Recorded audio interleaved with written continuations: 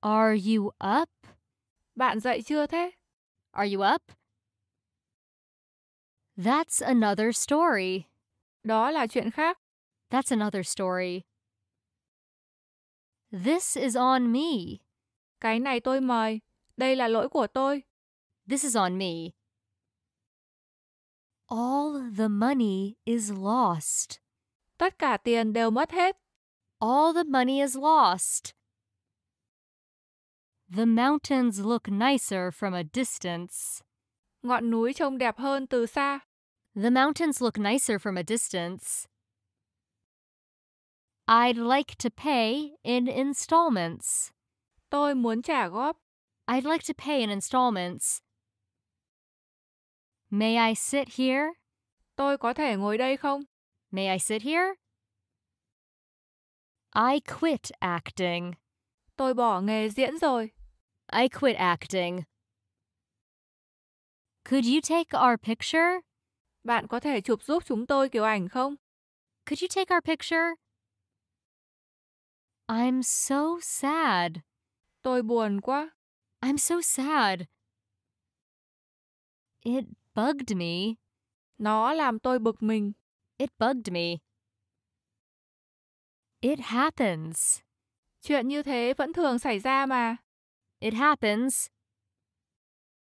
The twins looked after the baby.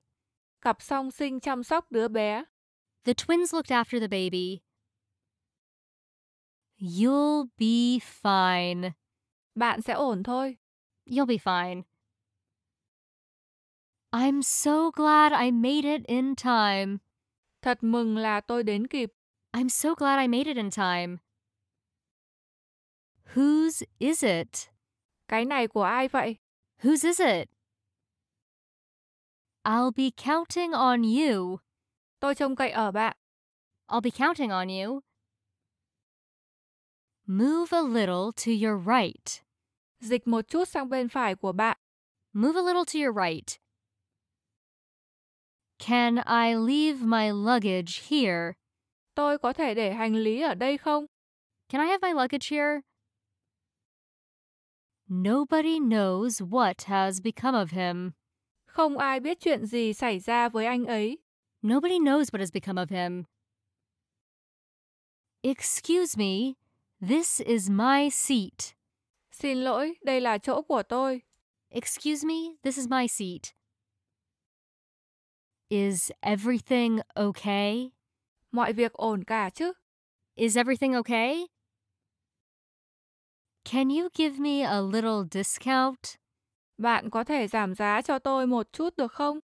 Can you give me a little discount? And then? Rồi sao? And then? I'm glad to hear that. Tôi rất mừng khi nghe vậy. I'm glad to hear that. I'll be there. Tôi sẽ tham gia. I'll be there. The climate affected his health. Khí hậu ảnh hưởng đến sức khỏe anh ấy. The climate affected his health. I disagree. Tôi không đồng ý. I disagree. That kind of bluff never works. Kiểu bịp bợm đó không bao giờ hiệu quả.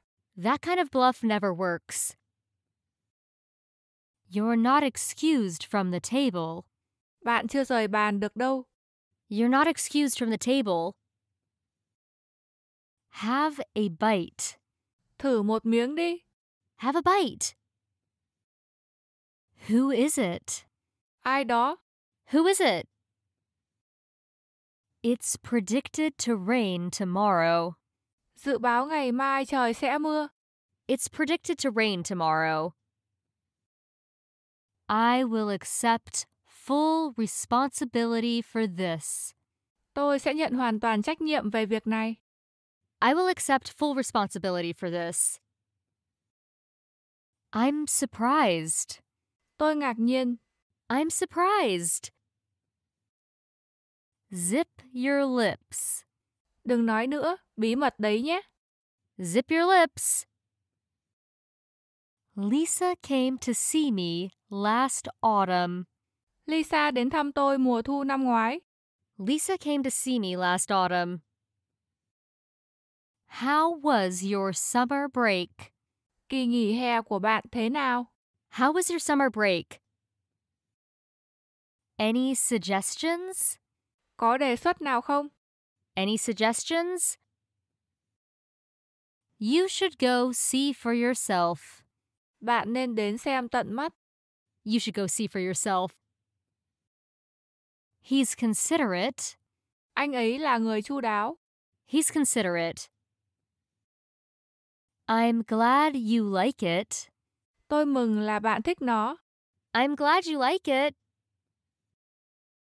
I'm so happy to hear your voice. Tôi rất vui được nghe giọng nói của bạn. I'm so happy to hear your voice. Who's calling? Please? Vui lòng cho biết ai đang gọi thế. Who's calling, please? Never mind. Đừng bận tâm. Never mind.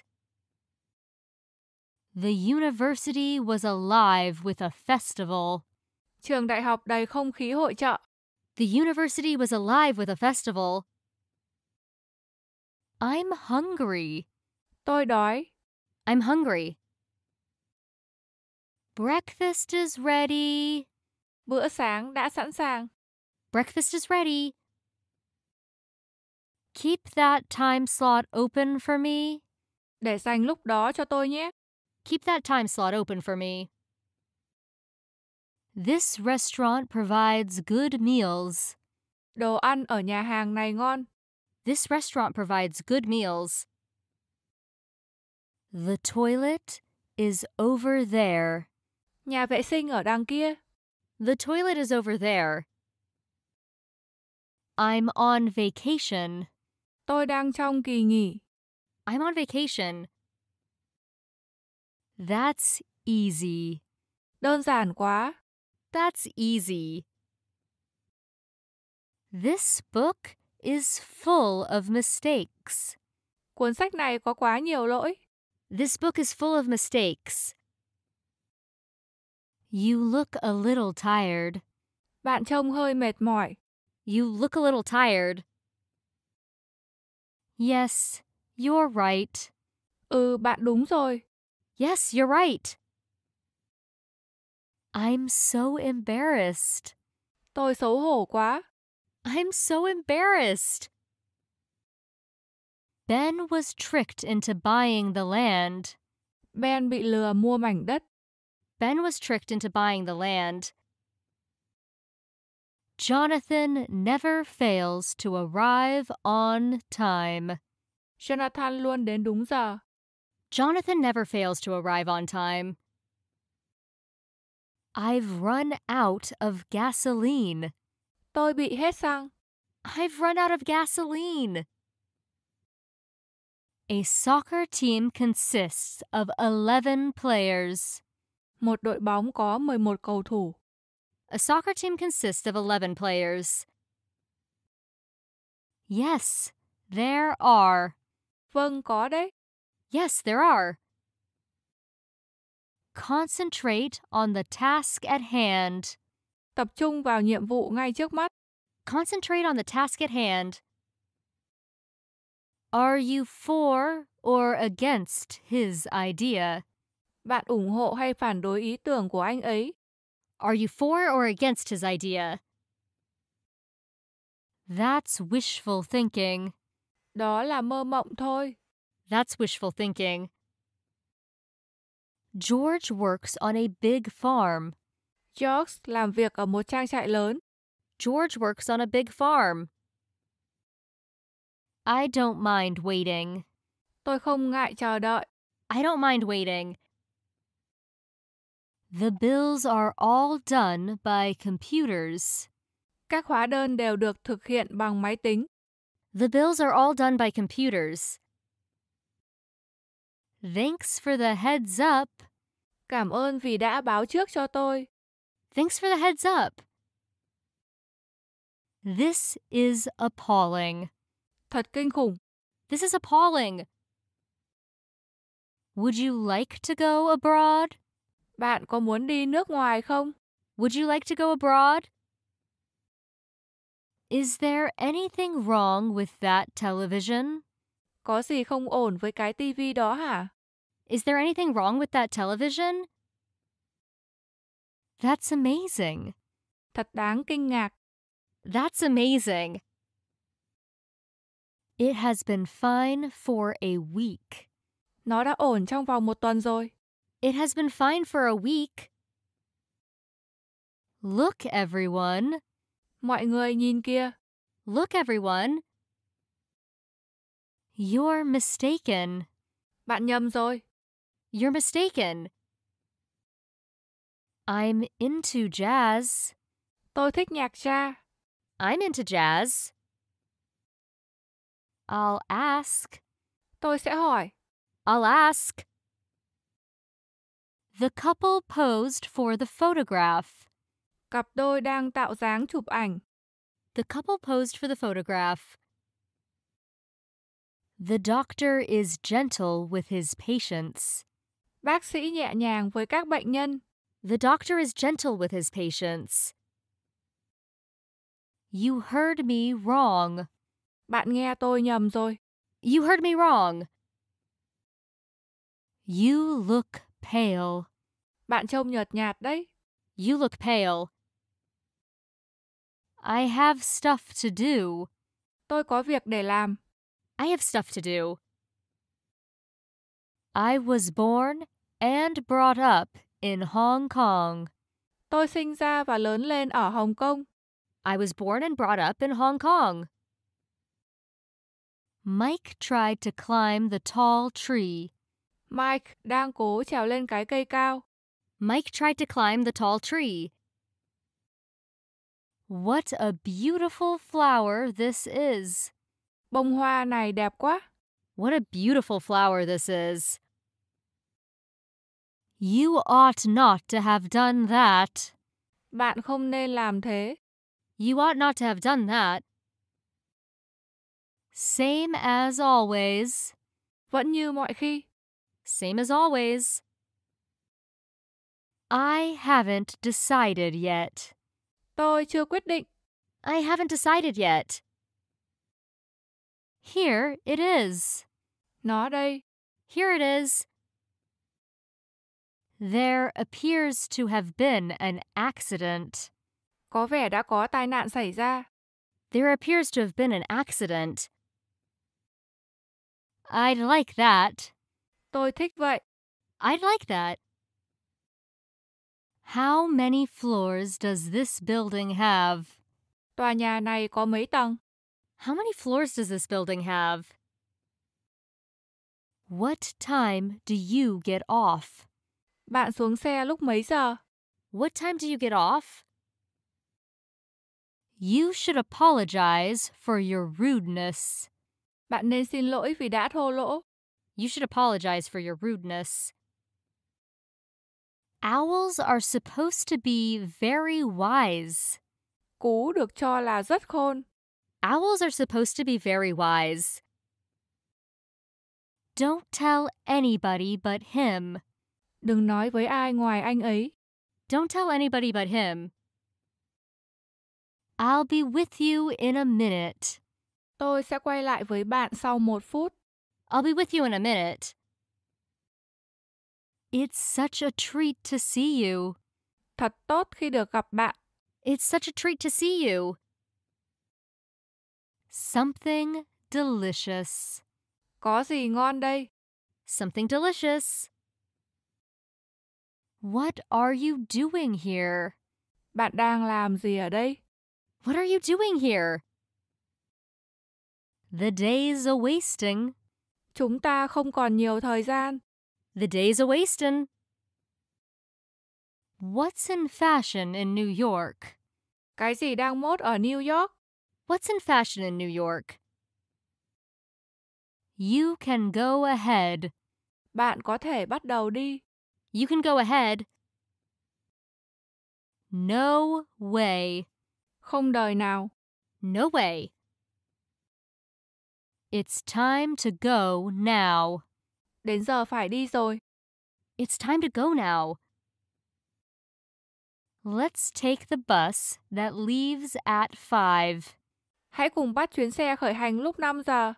Let's take the bus that leaves at 5. Of course not. Tất nhiên là không. Of course not. Quick question. Hỏi nhanh thôi. Quick question. I don't want any of this. Tôi hoàn toàn không muốn cái này. I don't want any of this. How interesting. Thú vị thật. How interesting. These things happen. Những chuyện như vậy vẫn thường xảy ra mà. These things happen. I'll count on you. Tôi trông cậy ở bạn. I'll count on you. I'm all done with my work. Tôi làm xong việc rồi. I'm all done with my work. Watch your step. Đi cẩn thận. Watch your step. Here we are. Chúng ta đến rồi. Đây rồi. Here we are. Can I try these on? Tôi có thể thử mặc những cái này không? Can I try these on? Is breakfast complimentary? Bữa sáng có miễn phí không? Is breakfast complimentary? I parted with my old car. Tôi bán chiếc xe ô tô cũ. I parted with my old car. It's broken here. Nó bị hỏng ở đây.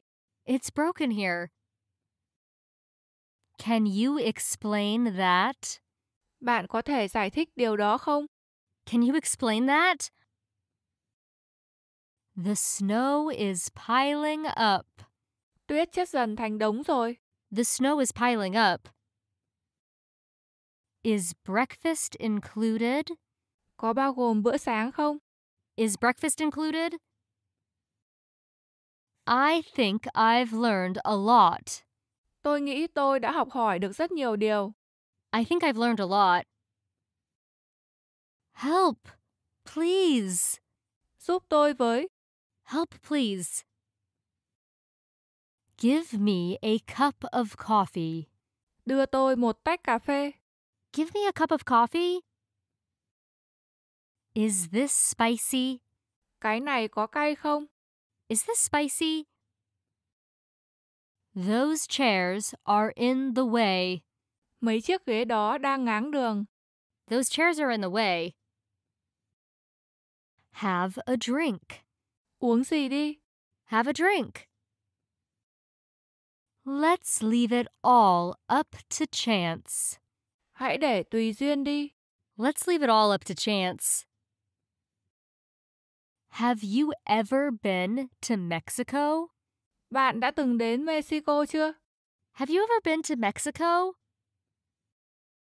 You should be more careful.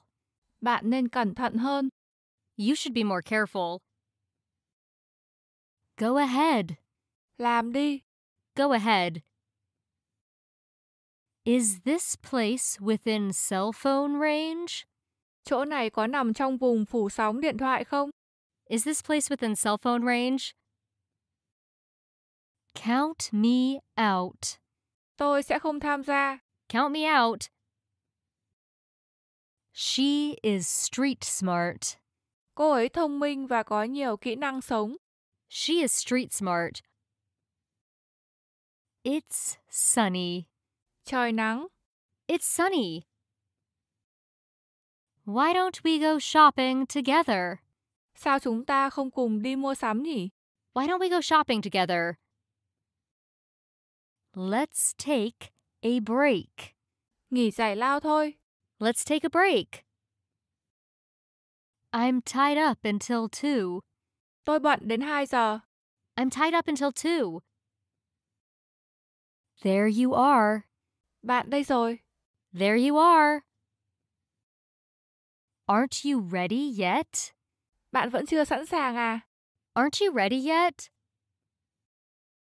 Is it okay if I stay here? Tôi có thể ở lại đây được không? Is it okay if I stay here? Bags go here. Túi xách để ở đây. Bags go here. May I speak with you? Tôi có thể nói chuyện với bạn không? May I speak with you? You're right. Bạn có lý. You're right. That sounds great. Có vẻ tuyệt. That sounds great. I'm so embarrassed I could die. Tôi xấu hổ chết đi được. I'm so embarrassed I could die. We must get over this difficulty. Chúng ta phải vượt qua khó khăn này. We must get over this difficulty. They say that old house is haunted.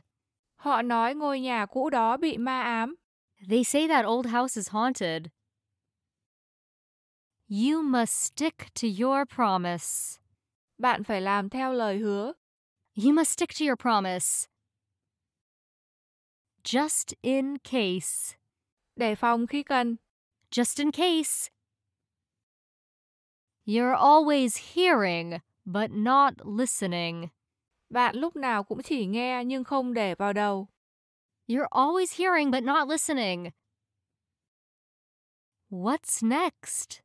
Tiếp theo là gì? What's next? The street runs along the river. Con đường chạy dọc theo dòng sông. The street runs along the river. Excuse me, but where is the library? Cho tôi hỏi thư viện ở đâu thế? Excuse me, but where is the library? What's inside? Ở trong là gì thế?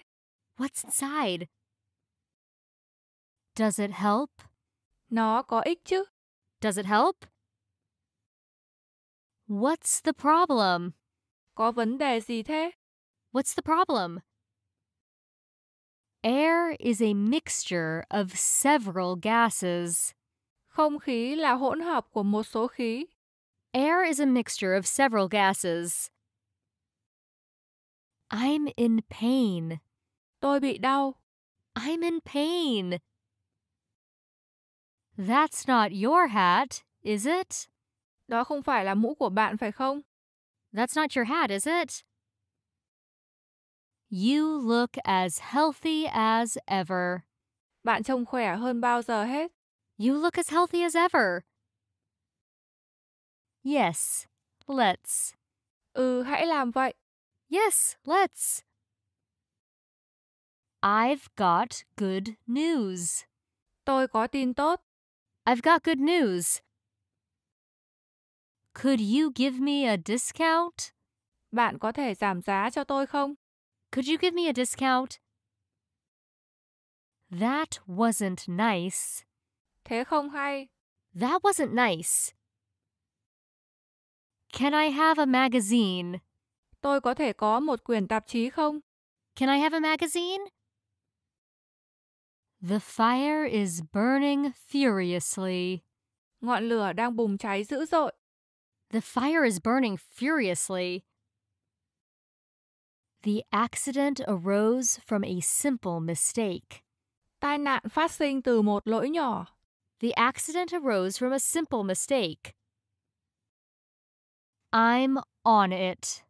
Tôi đang xử lý nó. I'm on it. You're peeking. Bạn đang nhìn trộm. You're peeking. She looks tired.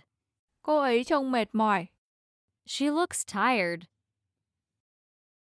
I don't mind waiting for a while. Tôi không phiền chờ đợi một lúc. I don't mind waiting for a while. The train arrived on time. Tàu đến đúng giờ. The train arrived on time. What's your take? Ý kiến của bạn là gì? What's your take? It's not mine. Nó không phải của tôi. It's not mine. You read my mind. Bạn đọc được suy nghĩ của tôi luôn. You read my mind. The whole plan went up in smoke. Cả kế hoạch tan thành mây khói. The whole plan went up in smoke. Copy me. Gửi email cho cả tôi nữa. Copy me. Where can I catch a taxi? Tôi có thể bắt taxi ở đâu? Where can I catch a taxi? We crossed several rivers on the way. Chúng tôi băng qua một vài con sông trên đường đi. We crossed several rivers on the way. I never imagined meeting you here. Tôi chưa bao giờ tưởng tượng sẽ gặp bạn ở đây. I never imagined meeting you here. How do you feel? Bạn thấy sao? How do you feel? I'm just kidding. Tôi đùa thôi. I'm just kidding. I'd like a double room. Tôi muốn một phòng đôi. I'd like a double room. That's impossible. Không thể nào. That's impossible. The muddy track descends to a valley. Con đường lầy lội dẫn xuống thung lũng. The muddy track descends to a valley. No idea. Tôi không biết. No idea. I will come earlier next time. Tôi sẽ đến sớm hơn lần sau. I will come earlier next time. I think Mike is in the right. Tôi nghĩ Mai đúng. I think Mike is in the right. Are you interested? Bạn có quan tâm không? Are you interested? I guess there's no other choice. Tôi đoán không có lựa chọn nào khác. I guess there's no other choice. Do you fish? Bạn có đi câu không? Do you fish? What should I wear? Tôi nên mặc gì? What should I wear? What does it mean? Nó có nghĩa là gì? What does it mean? You miss your home, don't you? Bạn nhớ nhà phải không? You miss your home, don't you? Any thoughts? Có ý kiến gì không? Any thoughts? Can't you go on any longer? Bạn không cố thêm được nữa à? Can't you go on any longer? Sorry to keep you waiting. Xin lỗi đã để bạn phải đợi. Sorry to keep you waiting. Could I have a screwdriver? Cho tôi một cái tuốc nơ vít được không? Could I have a screwdriver? I wish I could swim. Ước gì tôi biết bơi. I wish I could swim. I'll have this. Tôi sẽ lấy cái này. I'll have this. Where are we on this map? Chúng ta đang ở đâu trên bản đồ này? Where are we on this map? The matter should be tried in public. Vấn đề nên được xét xử trước công chúng. The matter should be tried in public. It's my pleasure. Rất hân hạnh. It's my pleasure. Praise stimulates students to work hard. Khen ngợi khuyến khích học sinh học hành chăm chỉ. Praise stimulates students to work hard. I got the dates mixed up. Tôi bị lẫn lộn các cuộc hẹn. I got the dates mixed up. I mistook you for someone else. Tôi nhầm bạn với người khác. I mistook you for someone else. What are these? Cái gì đây? What are these? It is effective against bacterial infections. Nó có tác dụng chống nhiễm trùng do vi khuẩn. It is effective against bacterial infections. Don't be sorry. Đừng thấy có lỗi. Don't be sorry. How do you commute to work? Bạn đi đến nơi làm bằng cách nào? How do you commute to work? When did you start learning Chinese? Bạn bắt đầu học tiếng Trung từ khi nào? When did you start learning Chinese? Soon He learned how to speak English. Anh ấy nhanh chóng học được cách nói tiếng Anh. Soon he learned how to speak English. It takes some getting used to. Phải mất một thời gian mới quen được. It takes some getting used to. Good luck on your match. Chúc bạn may mắn trong trận đấu. Good luck on your match. Trust me. Tin tôi đi. Trust me. And she misses them very much. Và cô ấy rất nhớ họ. And she misses them very much. I can do this, no sweat. Tôi làm được, đừng lo. I can do this, no sweat. Move it more to the left. Dịch nó sang bên trái một chút nữa. Move it more to the left. It's unbelievable. Không tin nổi. It's unbelievable. She's easily moved to tears. Cô ấy rất dễ rơi nước mắt. She's easily moved to tears. Without a doubt. Tất nhiên rồi. Without a doubt. Jack bought a present for his friend. Jack đã mua một món quà cho bạn của cậu ấy. Jack bought a present for his friend. Where do you want to go? Bạn muốn đi đâu? Where do you want to go? I wish I could stay longer. Tôi ước tôi có thể ở lại lâu hơn. I wish I could stay longer. Let's start over from the beginning. Hãy làm lại từ đầu. Let's start over from the beginning. I know exactly what you need. Tôi biết chính xác cái bạn cần. I know exactly what you need. Couldn't be better. Không thể tốt hơn được. Couldn't be better. Hi there. Chào bạn. Hi there. Please hold on. Vui lòng giữ máy. Please hold on. Do you feel like eating out tonight? Bạn có muốn đi ăn hàng tối nay không? Do you feel like eating out tonight? Did you read it all? Bạn có đọc nó tí nào không đấy? Did you read it all? I wish I had one like this. Ước gì tôi có một cái giống thế này. I wish I had one like this. I haven't seen you around lately. Gần đây tôi không hay gặp bạn. I haven't seen you around lately. Everything is okay. Mọi việc đều ổn. Everything is okay. How sweet. Ngọt ngào quá. How sweet.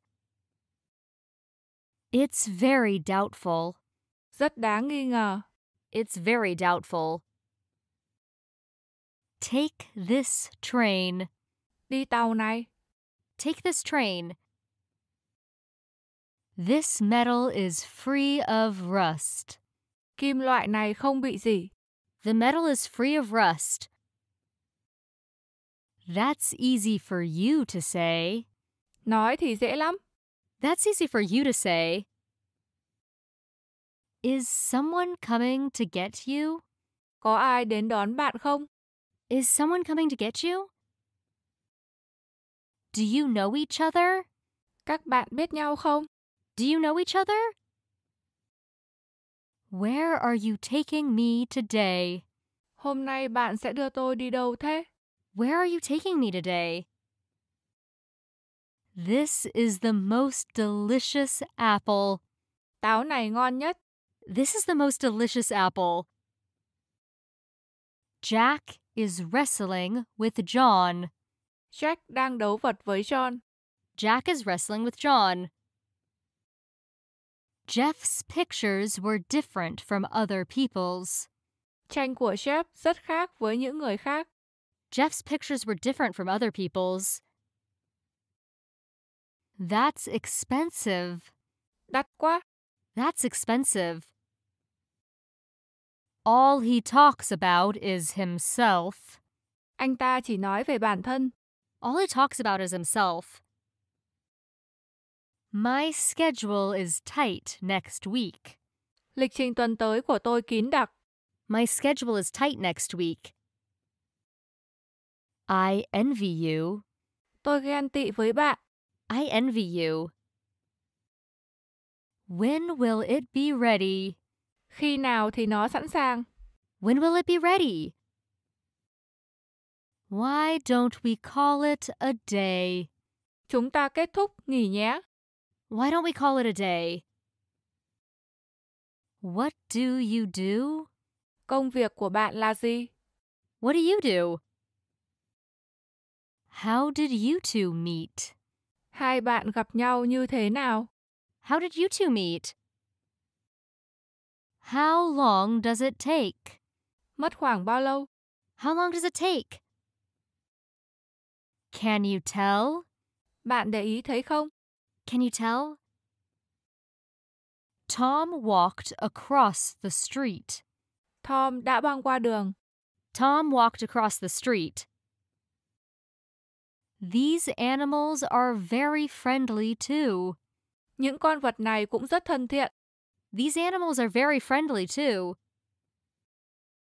You must build up your courage. Bạn phải dũng cảm lên. You must build up your courage. Is someone there? Có ai ở đó không? Is someone there? I have no idea. Tôi hoàn toàn không biết. I have no idea. How did you get to know him? Làm sao mà bạn quen anh ấy? How did you get to know him? I can't sleep in this heat. Tôi không thể ngủ nổi trong cái nóng này. I can't sleep in this heat. Sorry about before. Xin lỗi về chuyện trước đây. Sorry about before. Allow a student to be absent. Cho phép một sinh viên vắng mặt.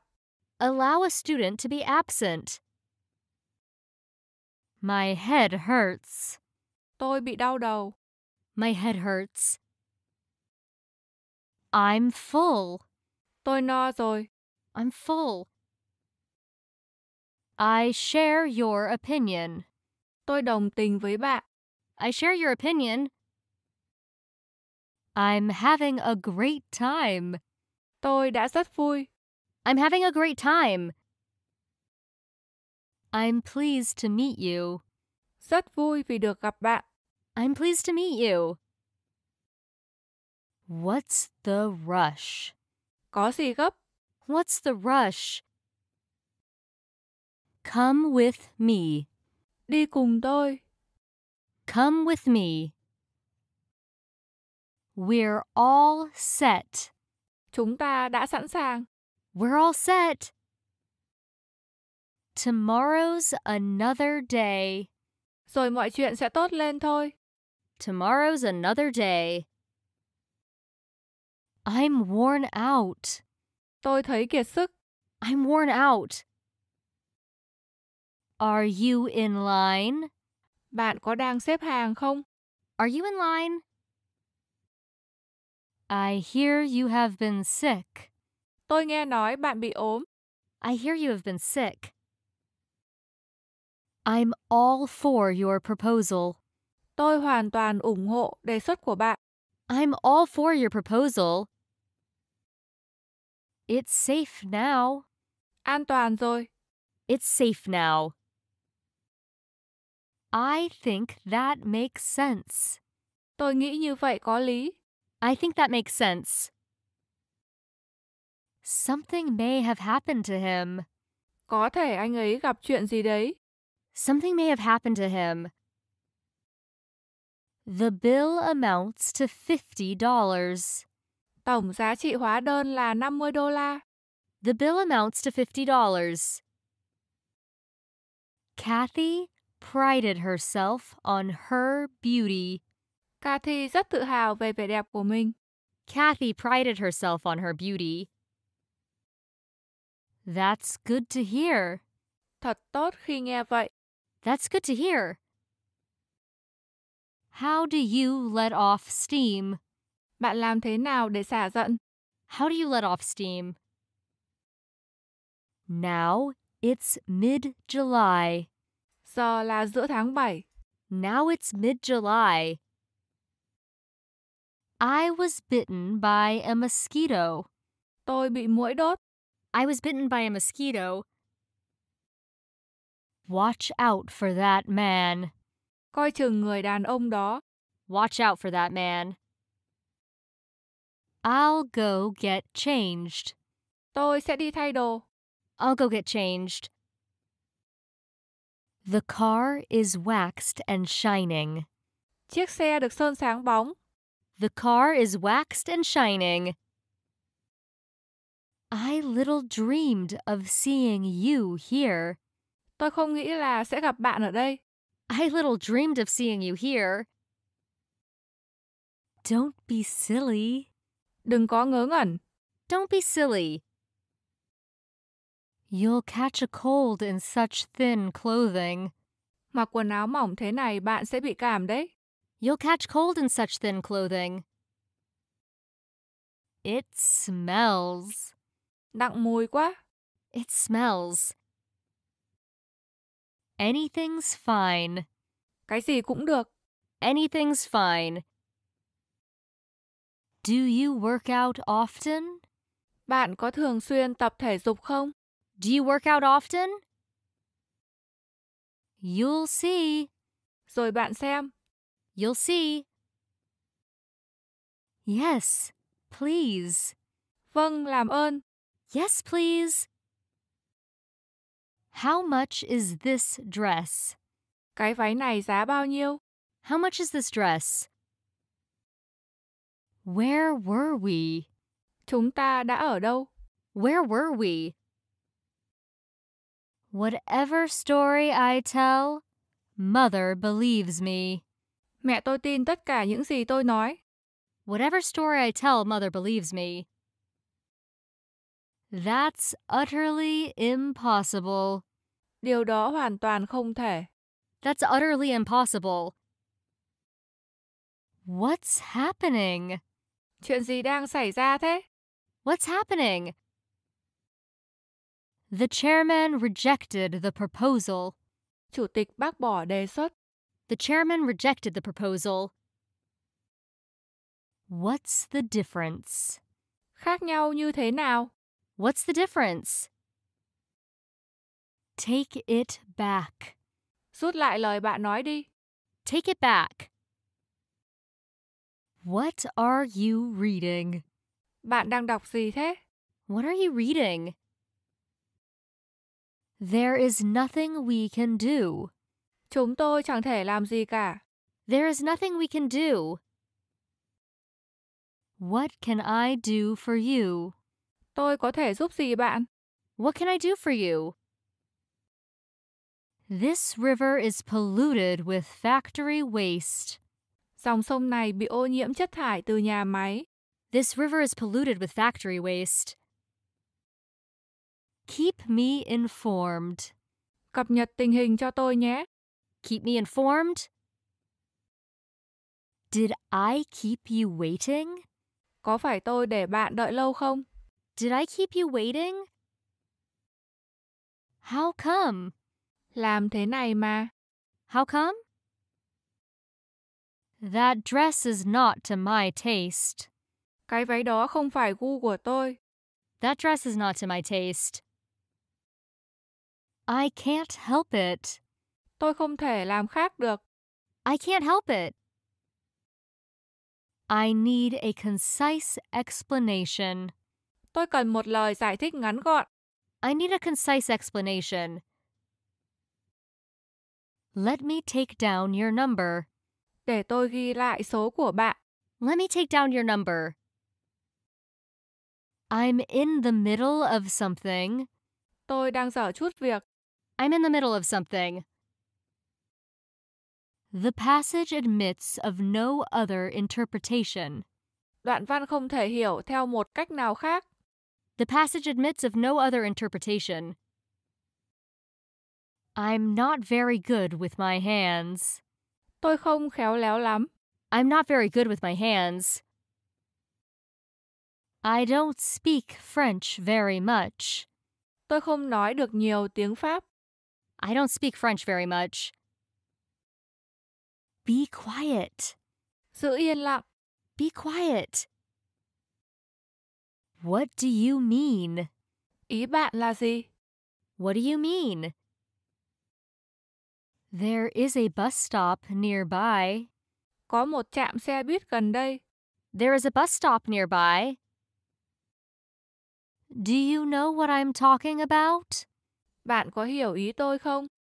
Do you know what I'm talking about? The room is furnished with 2 beds. Phòng được trang bị 2 giường ngủ. The room is furnished with 2 beds. That looks very good. Cái đó trông có vẻ tốt. That looks very good. You bought what?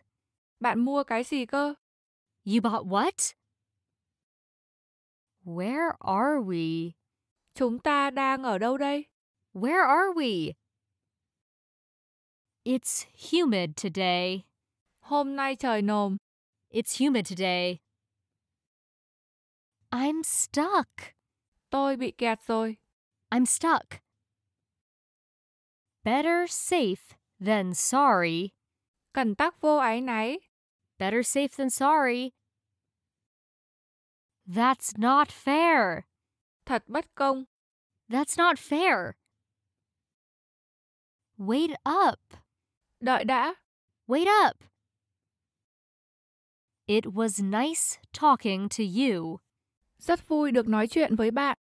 It was nice talking to you. Got it. Tôi hiểu rồi, tôi nhận được rồi. Got it. Dinner's ready. Bữa tối đã sẵn sàng. Dinner's ready. Enjoy the rest of your holiday. Tận hưởng những ngày nghỉ còn lại nhé. Enjoy the rest of your holiday. No hard feelings. Không được cay cú đấy nhé. No hard feelings. I'm trying. Tôi đang cố đây. I'm trying.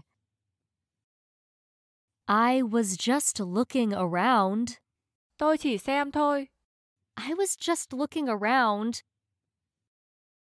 Your guess is as good as mine. Tôi không biết gì nhiều hơn bạn. Your guess is as good as mine. Do we pay here? Chúng tôi trả tiền ở đây phải không? Do we pay here? I can never thank you enough. Tôi không biết phải cảm ơn bạn bao nhiêu cho đủ. I can never thank you enough. I remember it like it was yesterday. Tôi nhớ rõ như thể nó mới chỉ xảy ra hôm qua. I remember it like it was yesterday. It came about in this way. Chuyện xảy ra như thế này. It came about in this way. I'd love to. Tôi rất muốn. I'd love to. That seems reasonable. Có vẻ hợp lý. That seems reasonable. I wish I were a little younger. Tôi ước gì mình trẻ hơn một chút. I wish I were a little younger. My pleasure. Rất hân hạnh. My pleasure. That's great news. Tin tốt quá.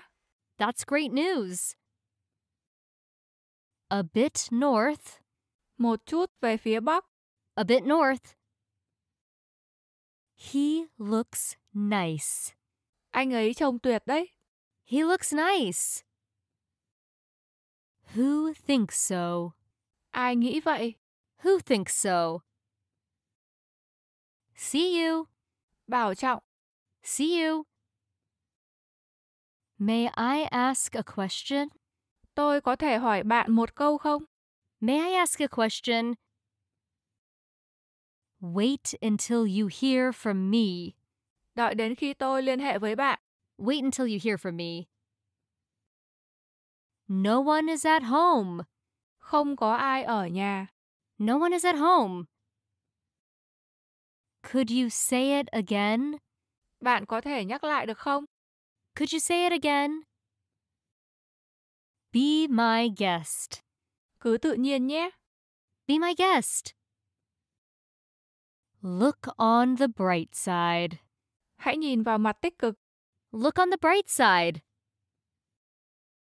You were a big help. Bạn đã giúp rất nhiều. You were a big help. Neither sounds very good. Cả hai đều có vẻ không ổn lắm. Neither sounds very good. Mary set the basket on the table. Mary đặt cái giỏ ở trên bàn. Mary set the basket on the table. Come at any time you like. Cứ đến lúc nào bạn thích. Come at any time you like. I like mystery. Tôi thích sự bí ẩn. I like mystery.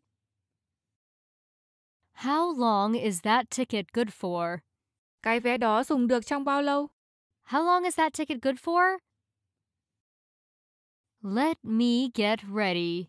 Để tôi chuẩn bị sẵn sàng. Let me get ready. It's okay. Không sao đâu. It's okay. I'm not in the picture. Tôi không có trong ảnh. I'm not in the picture.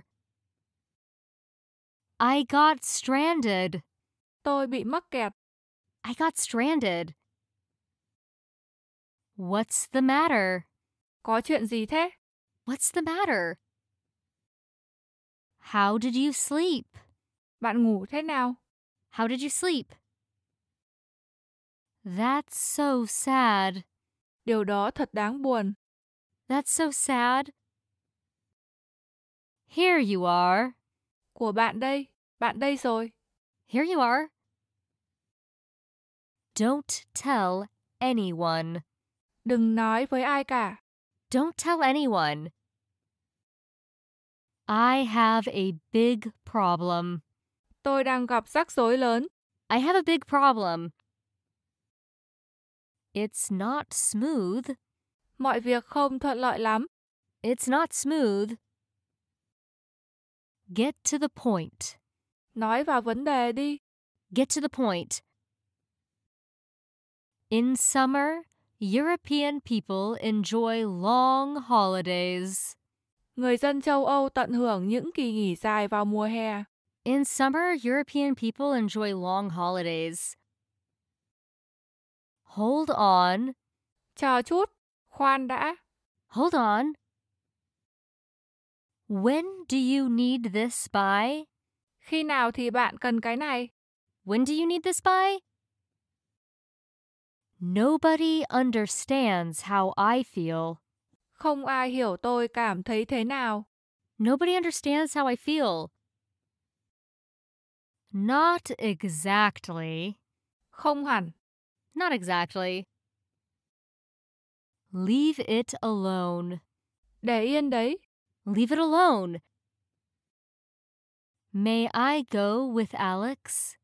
Tôi có thể đi với Alex không? May I go with Alex?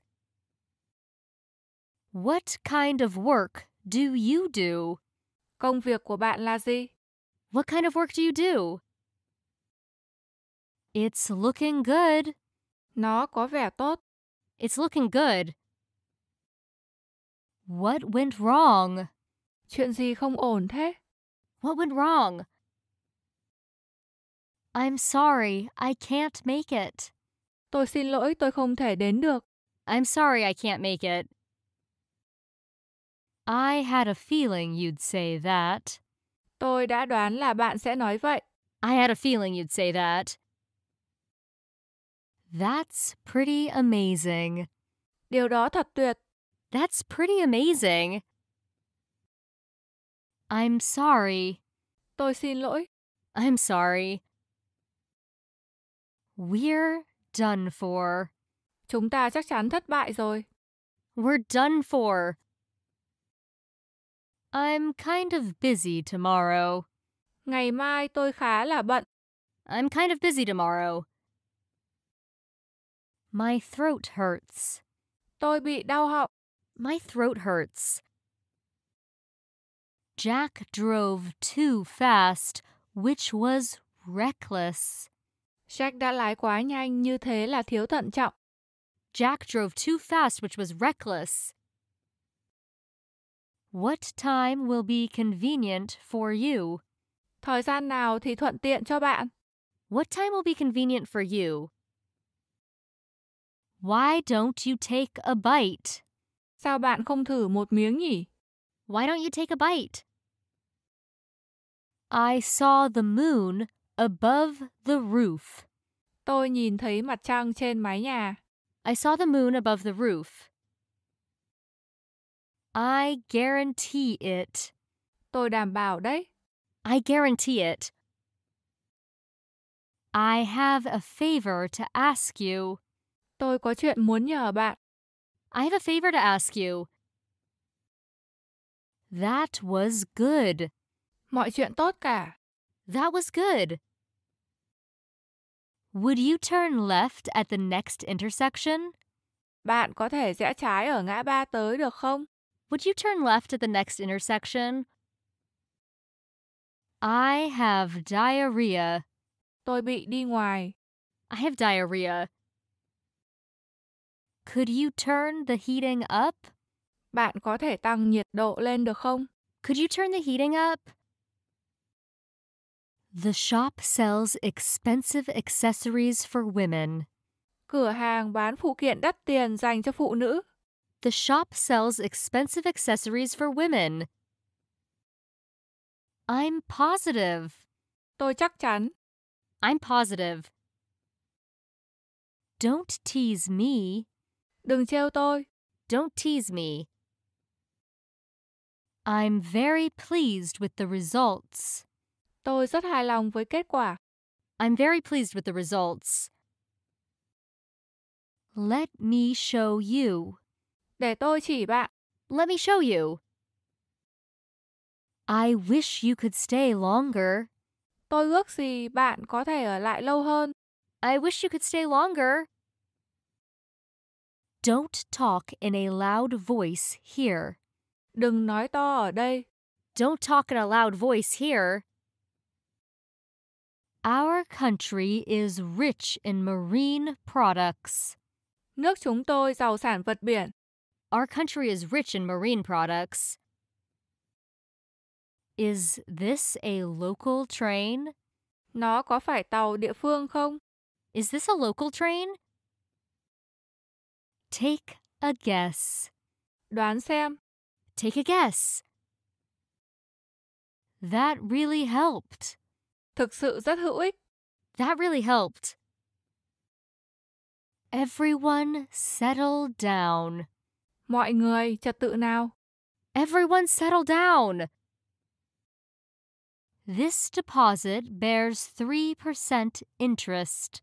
Khoản tiền gửi này chịu lãi suất 3%.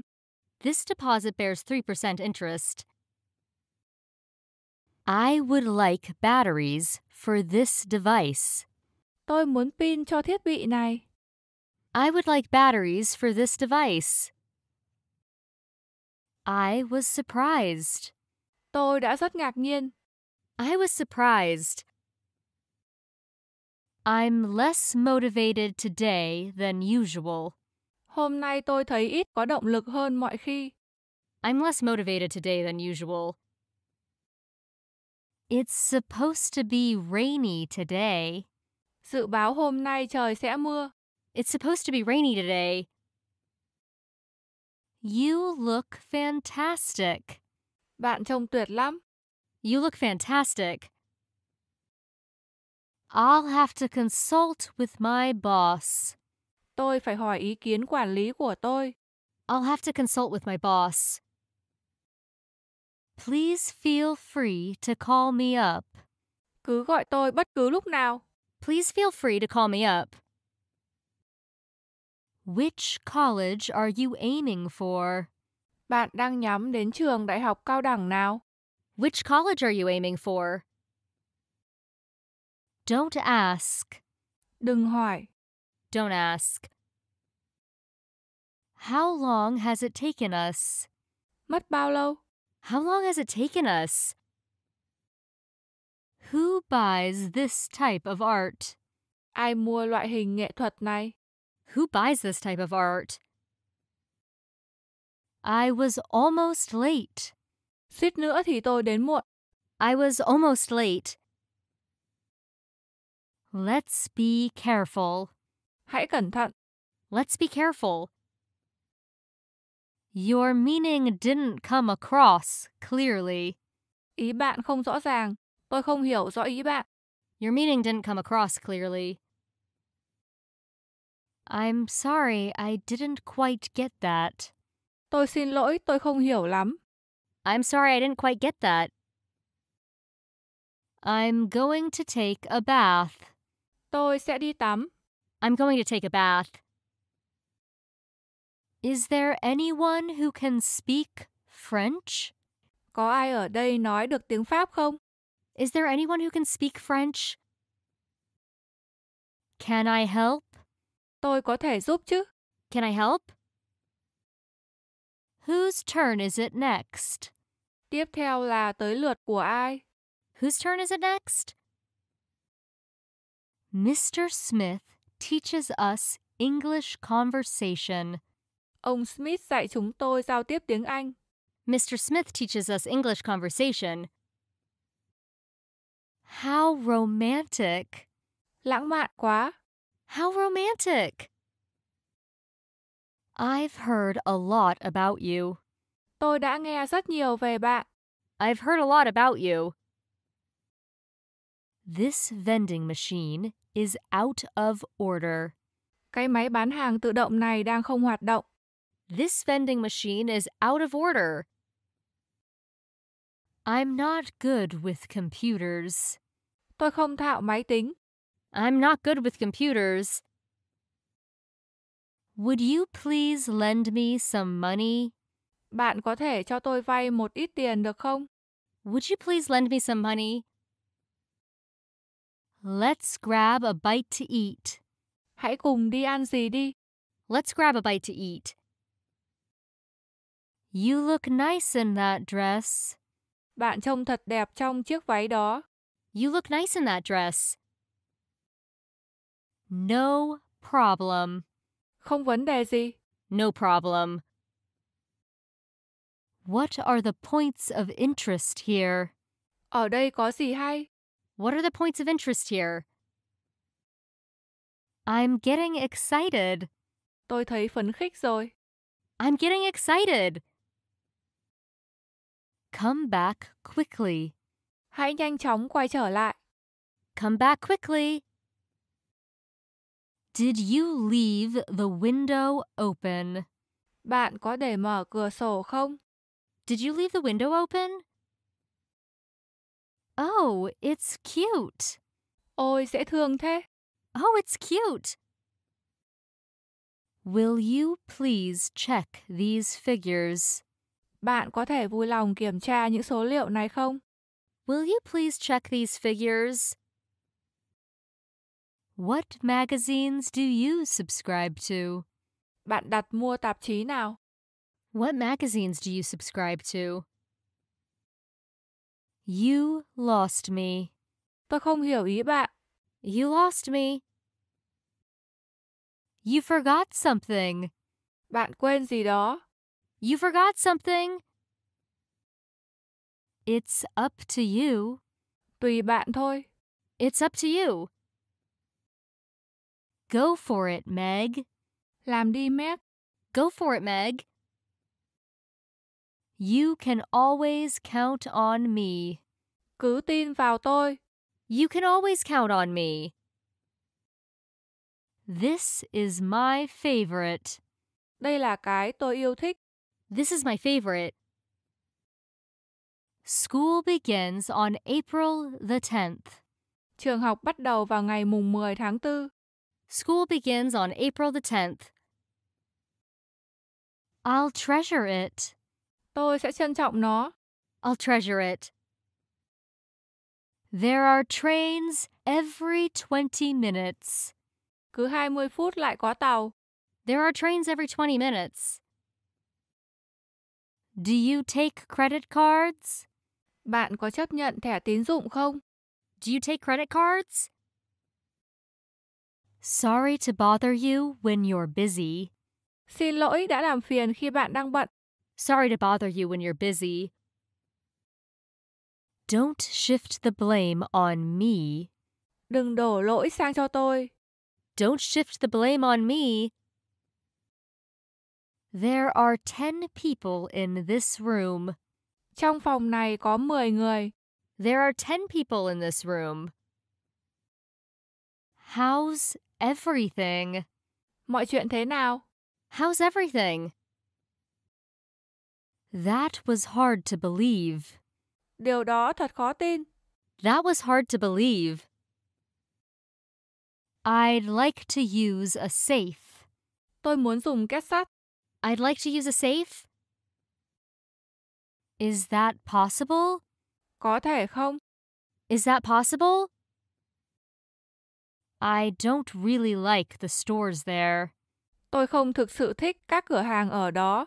I don't really like the stores there. The dress is of silk. Chiếc váy làm từ lụa. The dress is of silk. Are you all right? Bạn ổn chứ? Are you all right? Let's fix a time to meet. Hãy quyết định thời gian gặp nhau đi. Let's fix a time to meet. May I ask you a favor? Tôi có thể nhờ bạn một việc không? May I ask you a favor? Will you have a cup of coffee? Bạn muốn uống một tách cà phê chứ? Will you have a cup of coffee? It sounds interesting. Nghe thú vị đấy. It sounds interesting. I was just doing my job. Tôi chỉ là làm việc của mình thôi. I was just doing my job. May I ask you a question? Tôi có thể hỏi bạn một câu không? May I ask you a question? Don't give it a second thought. Đừng lo lắng về nó. Don't give it a second thought. I don't blame you for feeling that way. Tôi không trách bạn vì đã cảm thấy như vậy. I don't blame you for feeling that way. The musician beat his drums loudly. Nhạc công đánh trống ầm ĩ. The musician beat his drums loudly. I need tissues. Tôi cần giấy ăn. I need tissues. I'll give you a call later. Tôi sẽ gọi cho bạn sau. I'll give you a call later. Do your best to complete the work. Cố gắng hết sức để hoàn thành công việc. Do your best to complete the work. How do you interpret these sentences? Bạn hiểu những câu này như thế nào? How do you interpret these sentences? How do you like living here? Bạn có thích cuộc sống ở đây không? How do you like living here? Both are to blame. Cả hai đều có lỗi. Both are to blame. How nice. Tuyệt quá. How nice. When should we check out? Khi nào chúng ta nên trả phòng? When should we check out? We are excited at the news. Chúng tôi rất vui mừng về cái tin. We are excited at the news. The medicine gave instant relief. Thuốc giảm đau tức thì. The medicine gave instant relief. I can't wait. Tôi háo hức không chịu nổi. I can't wait. Oh, really? Ồ, thật à? Oh, really? Something smells really good. Có gì thơm quá. Something smells really good. Would you like to try it? Bạn muốn thử không? Would you like to try it? Many companies advertise their products on TV. Rất nhiều công ty quảng cáo sản phẩm của mình trên TV. Many companies advertise their products on TV. Have some more. Lấy thêm đi. Have some more. I look forward to it. Tôi mong chờ nó. I look forward to it. Have you studied? Bạn đã học hả? Have you studied? It's very interpretive. Cái đó hoàn toàn phụ thuộc vào cách bạn hiểu. It's very interpretive. She is so easy to be with. Cô ấy rất dễ gần. She's so easy to be with. Isn't that fantastic? Thật tuyệt vời phải không? Isn't that fantastic? I'm coming. Tôi đang đến đây. I'm coming. Did it go well? Chuyện ổn cả chứ? Did it go well? How do you use this? Bạn dùng cái này như thế nào? How do you use this? Here's your change. Đây là tiền thừa của bạn. Here's your change. Pull yourself together. Bình tĩnh lại đi. Pull yourself together. You can leave the room now. Bây giờ bạn có thể rời khỏi phòng rồi. You can leave the room now. Is there anything wrong? Có gì không ổn à? Is there anything wrong? That sounds expensive. Có vẻ đắt. That sounds expensive. That's more than I can handle. Như thế quá sức tôi. That's more than I can handle. It's defective. Nó bị lỗi. It's defective. Don't worry. Đừng lo. Don't worry. I have a question. Tôi có một câu hỏi. I have a question. Let's talk later. Nói chuyện sau nhé. Let's talk later. She is never on time. Cô ấy không bao giờ đúng giờ. She is never on time. Which way did he go? Anh ấy đã đi hướng nào? Which way did he go? What's new? Có gì mới thế? What's new? A 5-minute walk will take you there. Đi bộ 5 phút thôi là bạn sẽ tới đó. A 5-minute walk will take you there. I'm not listening to any excuses. Tôi không nghe lời bào chữa nào hết. I'm not listening to any excuses. I want to be good at English. Tôi muốn giỏi tiếng Anh. I want to be good at English. I definitely disagree. Tôi tuyệt đối không đồng ý. I definitely disagree. See you later. Hẹn gặp lại. See you later. It's rotten. Nó bị thối rồi. It's rotten. The two men shook hands. Hai người đàn ông bắt tay nhau. The two men shook hands. What else? Gì nữa? What else? Happy holidays, everyone. Chúc mọi người nghỉ lễ vui vẻ. Happy holidays, everyone. You know where I'm coming from. Bạn hiểu vì sao tôi nghĩ vậy. You know where I'm coming from. How lucky. Thật là may mắn. How lucky. Where can I catch a bus? Tôi có thể bắt xe buýt ở đâu? Where can I catch the bus? You won't be in time for school. Bạn sẽ không kịp đến trường. You won't be in time for school. Please turn left at the next intersection. Vui lòng rẽ trái ở ngã ba tới.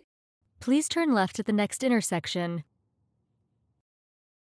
Whenever I drink, I get sleepy. Cứ uống vào là tôi thấy buồn ngủ. Whenever I drink, I get sleepy. The lake is 4 miles across. Hồ rộng 4 dặm. The lake is 4 miles across. Hi, how can I help you? Xin chào, tôi có thể giúp gì cho bạn? Hi, how can I help you? For what reason did you cry? Tại sao bạn khóc? For what reason did you cry? I don't like any of them. Tôi không thích cái nào trong số đó. I don't like any of them. Go to sleep. Đi ngủ đi. Go to sleep. How do I do it? Tôi nên làm thế nào? How do I do it? I can't say I disagree. Tôi không thể nói là không đồng ý. I can't say I disagree. Can I have 2 more? Tôi có thể có thêm 2 cái nữa được không? Can I have 2 more? Aren't you asking too much? Không phải bạn đang hỏi quá nhiều à? Aren't you asking too much? I think it's fine. Tôi nghĩ nó ổn. I think it's fine. The label is attached to the trunk. Nhãn được gắn vào thân cây. The label is attached to the trunk. I haven't forgotten. Tôi chưa quên. I haven't forgotten. She didn't turn up after all. Rốt cuộc thì cô ấy không đến. She didn't turn up after all. I hear you. Tôi nghe được bạn. I hear you. I'm going on a date. Tôi có cuộc hẹn hò. I'm going on a date. You just made my day. Bạn làm tôi vui quá. You just made my day. Just stay calm. Cứ bình tĩnh. Just stay calm. I'd rather live in a wooden house. Tôi thà sống trong một ngôi nhà gỗ. I'd rather live in a wooden house. The party was organized by Steve. Steve tổ chức bữa tiệc. The party was organized by Steve. You inspire me. Bạn truyền cảm hứng cho tôi. You inspire me. She's just started. Cô ấy vừa mới bắt đầu. She's just started. Please ask him to call me. Vui lòng nói anh ấy gọi cho tôi. Please ask him to call me. Can you make it half size? Bạn có thể làm một nửa thôi không? Can you make it half size? He sounded happy. Anh ấy có vẻ vui. He sounded happy. There was a sudden fall in temperature. Nhiệt độ giảm đột ngột. There was a sudden fall in temperature. No cutting in. Đừng ngắt lời. No cutting in. She got the jump on me. Cô ấy làm tôi ngạc nhiên. She got the jump on me. It's all yours. Của bạn cả đấy. It's all yours. You seem kind of down. Bạn có vẻ thất vọng. You seem kind of down. It is far from here to Beijing. Từ đây đến Bắc Kinh xa. It is far from here to Beijing. He's almost as tall as me. Anh ấy cao gần bằng tôi. He's almost as tall as me. What exactly do you mean? Ý bạn chính xác là gì? What exactly do you mean? There are exceptions to every rule. Cái gì cũng có ngoại lệ. There are exceptions to every rule. Run for it. Nhanh lên. Run for it. Just follow us. Chỉ cần làm theo chúng tôi. Just follow us. How was it? Bạn thấy thế nào? How was it? It doesn't ring a bell. Nó nghe không quen. It doesn't ring a bell. Why is that? Tại sao vậy?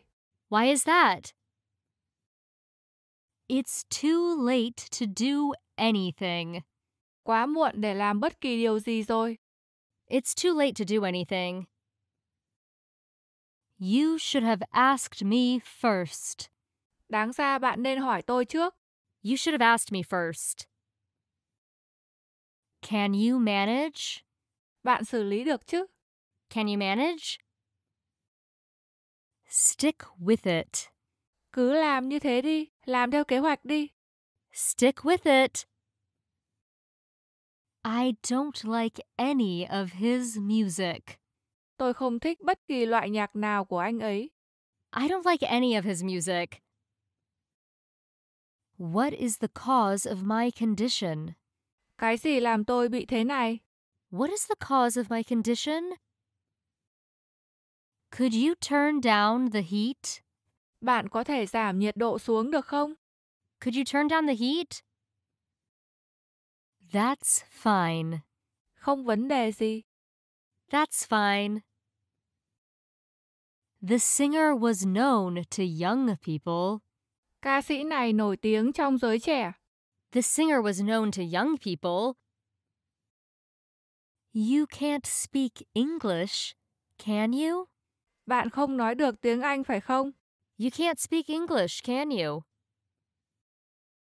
I got my hands quite dirty. Tôi lao động chân tay. Tay tôi bị bẩn. I got my hands quite dirty. You're musically inclined. Bạn có năng khiếu về âm nhạc. You're musically inclined. I can speak a little English. Tôi có thể nói được ít tiếng Anh. I can speak a little English. Let's call it a day.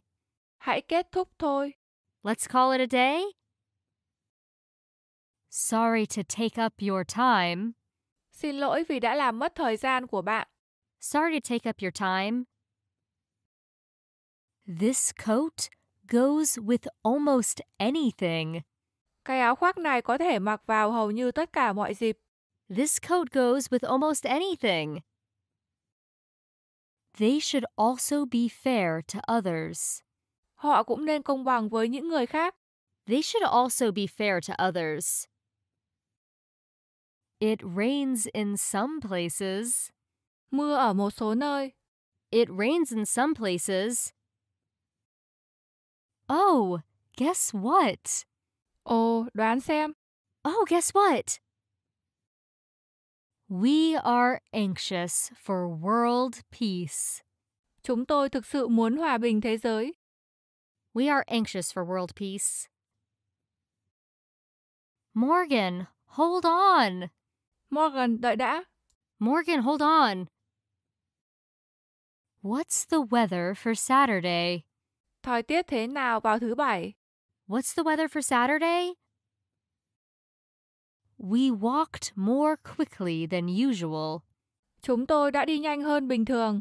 We walked more quickly than usual. I'll get someone. Tôi sẽ tìm ai đó giúp được. I'll get someone. Can you let me off here? Bạn có thể để tôi xuống xe ở đây không? Can you let me off here? Roll the ball to me. Lăn quả bóng qua cho tôi với. Roll the ball to me. Did you have a good time? Bạn chơi vui vẻ chứ? Did you have a good time? This watch keeps bad time. Đồng hồ này chỉ sai giờ rồi. This watch keeps bad time. I agree. Tôi đồng ý. I agree. Take your time. Cứ từ từ. Take your time. Sorry to interrupt. Xin lỗi đã cắt ngang. Sorry to interrupt. I often have postnasal drip. Tôi thường bị chứng chảy dịch mũi sau. I often have postnasal drip. Did you lose anything here? Bạn mất cái gì ở đây à? Did you lose anything here? When I heard the news, I cried. Tôi khóc khi nghe tin đó. When I heard the news, I cried. The food is always arranged so artistically. Các món ăn luôn được sắp xếp rất nghệ thuật. The food is always arranged so artistically. Next to mine. Ngay cạnh cái của tôi. Next to mine. The house is quite run down. Ngôi nhà khá xuống cấp rồi. The house is quite run down. Could you help? Bạn có thể vui lòng giúp không? Could you help? We had an examination in English yesterday. Ngày hôm qua chúng tôi có bài kiểm tra bằng tiếng Anh. We had an examination in English yesterday. Am I getting my point across? Bạn có hiểu ý tôi không? Am I getting my point across? You made it. Bạn làm được rồi. You made it. The meeting is scheduled for 11 a.m. Buổi họp dự kiến vào 11 giờ sáng. The meeting is scheduled for 11 a.m. How could I forget? Sao tôi có thể quên được? How could I forget? It was a most beautiful flower. Nó là một bông hoa rất đẹp. It was a most beautiful flower. Who does she look like? Cô ấy trông giống ai? Who does she look like? It's simply divine. Chỉ đơn giản là quá tuyệt vời. It's simply divine. I'll be careful. Tôi sẽ cẩn thận. I'll be careful. I was wondering the same thing. Tôi cũng tự hỏi như thế. I was wondering the same thing. I forgot to tell you. Tôi quên mất không nói với bạn. I forgot to tell you. That was weird. Thế kỳ cục quá. That was weird. We discussed the plan yesterday. Ngày hôm qua chúng ta đã thảo luận kế hoạch. We discussed the plan yesterday. I don't want to trouble you. Tôi không muốn làm phiền bạn. I don't want to trouble you. Oh, come on. Chà, thôi nào. Oh, come on. I was frightened by the sight. Tôi đã sợ hãi khi thấy cảnh đó. I was frightened by the sight. Jeff makes fun of his dog. Jeff chế giễu con chó của anh ấy. Jeff makes fun of his dog. Terrible weather, isn't it? Thời tiết tệ quá phải không? Terrible weather, isn't it? First of all, I will read this. Trước hết tôi sẽ đọc cái này. First of all, I will read this. Where shall we meet? Chúng ta sẽ gặp nhau ở đâu? Where shall we meet? What caused it? Nguyên nhân là gì?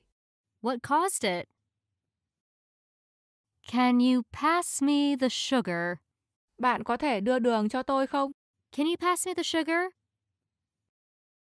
I have to get going. Tôi phải đi đây.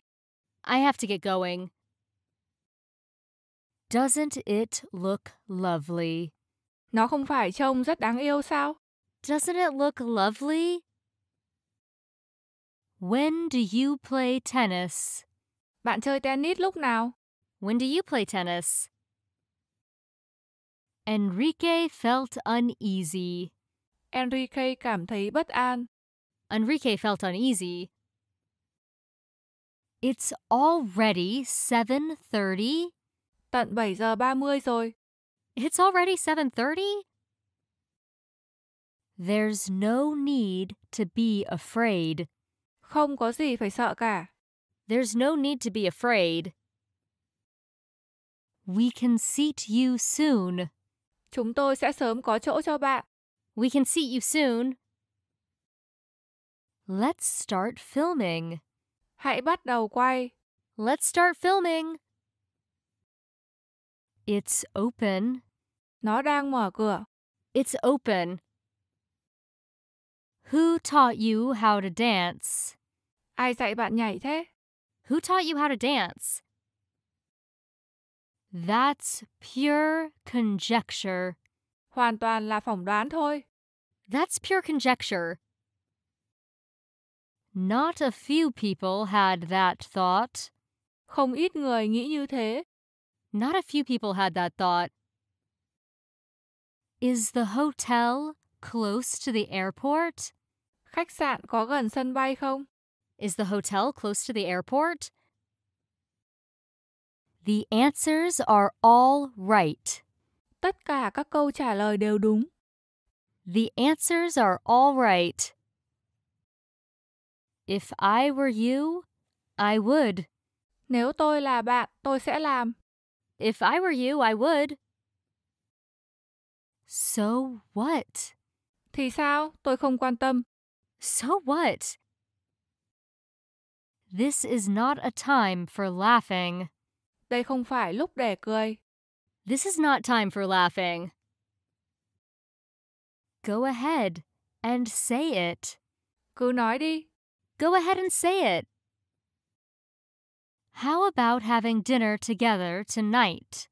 Ăn tối cùng nhau tối nay thì sao nhỉ? How about having dinner together tonight? I have something to tell you. Tôi có chuyện muốn nói với bạn. I have something to tell you. I need something smaller than this. Tôi cần cái nhỏ hơn cái này. I need something smaller than this. I bought the same shirt as yours. Tôi mua chiếc áo sơ mi giống của bạn. I bought the same shirt as yours. It's 6 o'clock. Bây giờ là 6 giờ. It's 6 o'clock. Everything feels right. Mọi thứ đều có vẻ ổn. Everything feels right. I'm so glad that I met you. Tôi rất mừng vì đã gặp bạn. I'm so glad that I met you. What do you recommend? Bạn đề xuất món gì? What do you recommend? Did you enjoy yourself at the party? Bạn có thích bữa tiệc không? Did you enjoy yourself at the party? There are no houses around here. Không có nhà nào ở quanh đây. There are no houses around here. He is hard to deal with. Giao thiệp với anh ấy khó lắm. He is hard to deal with. The company suffered big losses. Công ty bị lỗ nặng. The company suffered big losses. That is a custom proper to Japan. Đây là phong tục riêng của Nhật Bản. That is a custom proper to Japan. These shoes are big enough for me. Mấy đôi giày này đủ rộng với tôi. These shoes are big enough for me.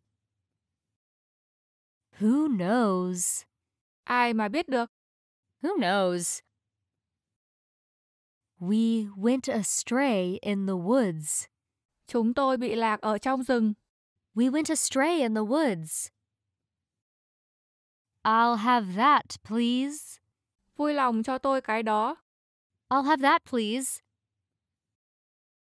Could I talk to you for a minute? Tôi có thể nói chuyện với bạn một lúc không? Could I talk to you for a minute? What's your advice? Lời khuyên của bạn là gì? What's your advice? Thomas got a job as a waiter. Thomas nhận được công việc làm bồi bàn. Thomas got a job as a waiter. Don't get the wrong idea. Đừng hiểu sai. Don't get the wrong idea. This word has a double meaning.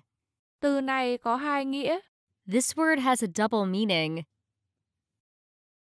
Can I have a look around? Tôi có thể vào xem được không? Can I have a look around? I'm pretty impatient. Tôi khá là thiếu kiên nhẫn. I'm pretty impatient. I totally agree. Tôi hoàn toàn đồng ý. I totally agree. I'm scared to death. Tôi sợ gần chết.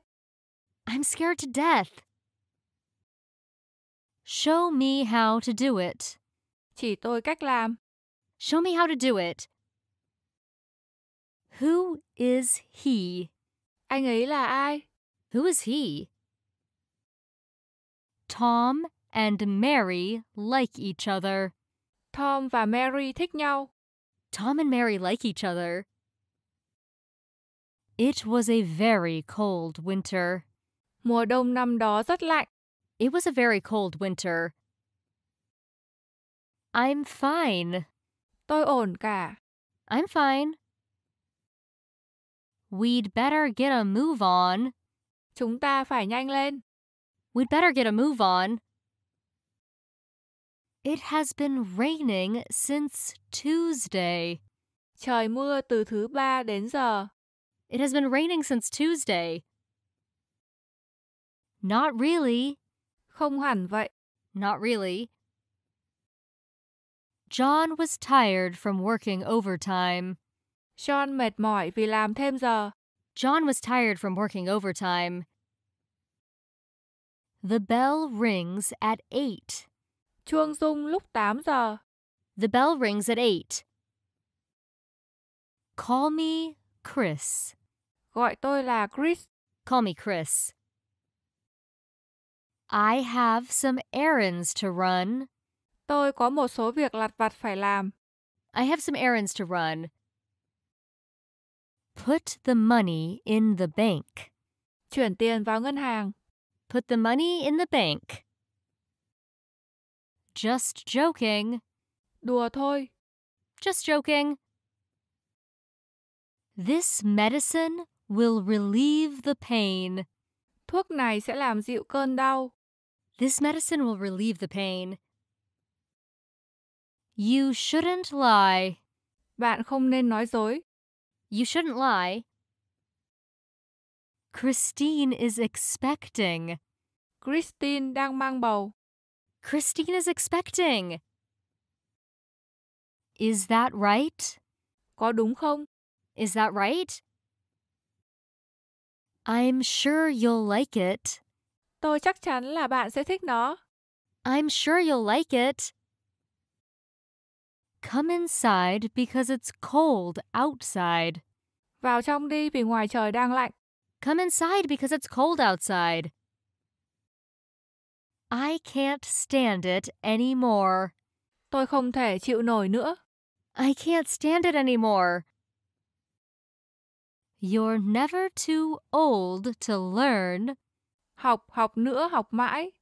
You're never too old to learn. She's sleepy. Cô ấy buồn ngủ. She's sleepy. I sometimes do that too. Tôi cũng có lúc làm như thế. I sometimes do that too. I guess we should leave now. Tôi đoán chúng ta nên đi ngay bây giờ. I guess we should leave now. I've always wanted to try it. Tôi luôn muốn thử nó. I've always wanted to try it. Would you like something to drink? Bạn có muốn uống gì không? Would you like something to drink? Children can play without danger here. Trẻ em có thể chơi đùa mà không gặp nguy hiểm gì ở đây. Children can play without danger here. Do you need some help? Bạn có cần giúp gì không? Do you need some help? That's a cute kitten, isn't it? Chú mèo đó dễ thương quá phải không? That's a cute kitten, isn't it? What's it been since we last met? Mọi việc của bạn thế nào kể từ lần cuối chúng ta gặp nhau? What's it been since we last met? Is this a good time to talk? Đây có phải là lúc thuận tiện để nói chuyện không? Is this a good time to talk?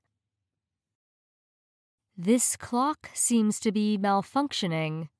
Cái đồng hồ này có vẻ hỏng rồi. This clock seems to be malfunctioning.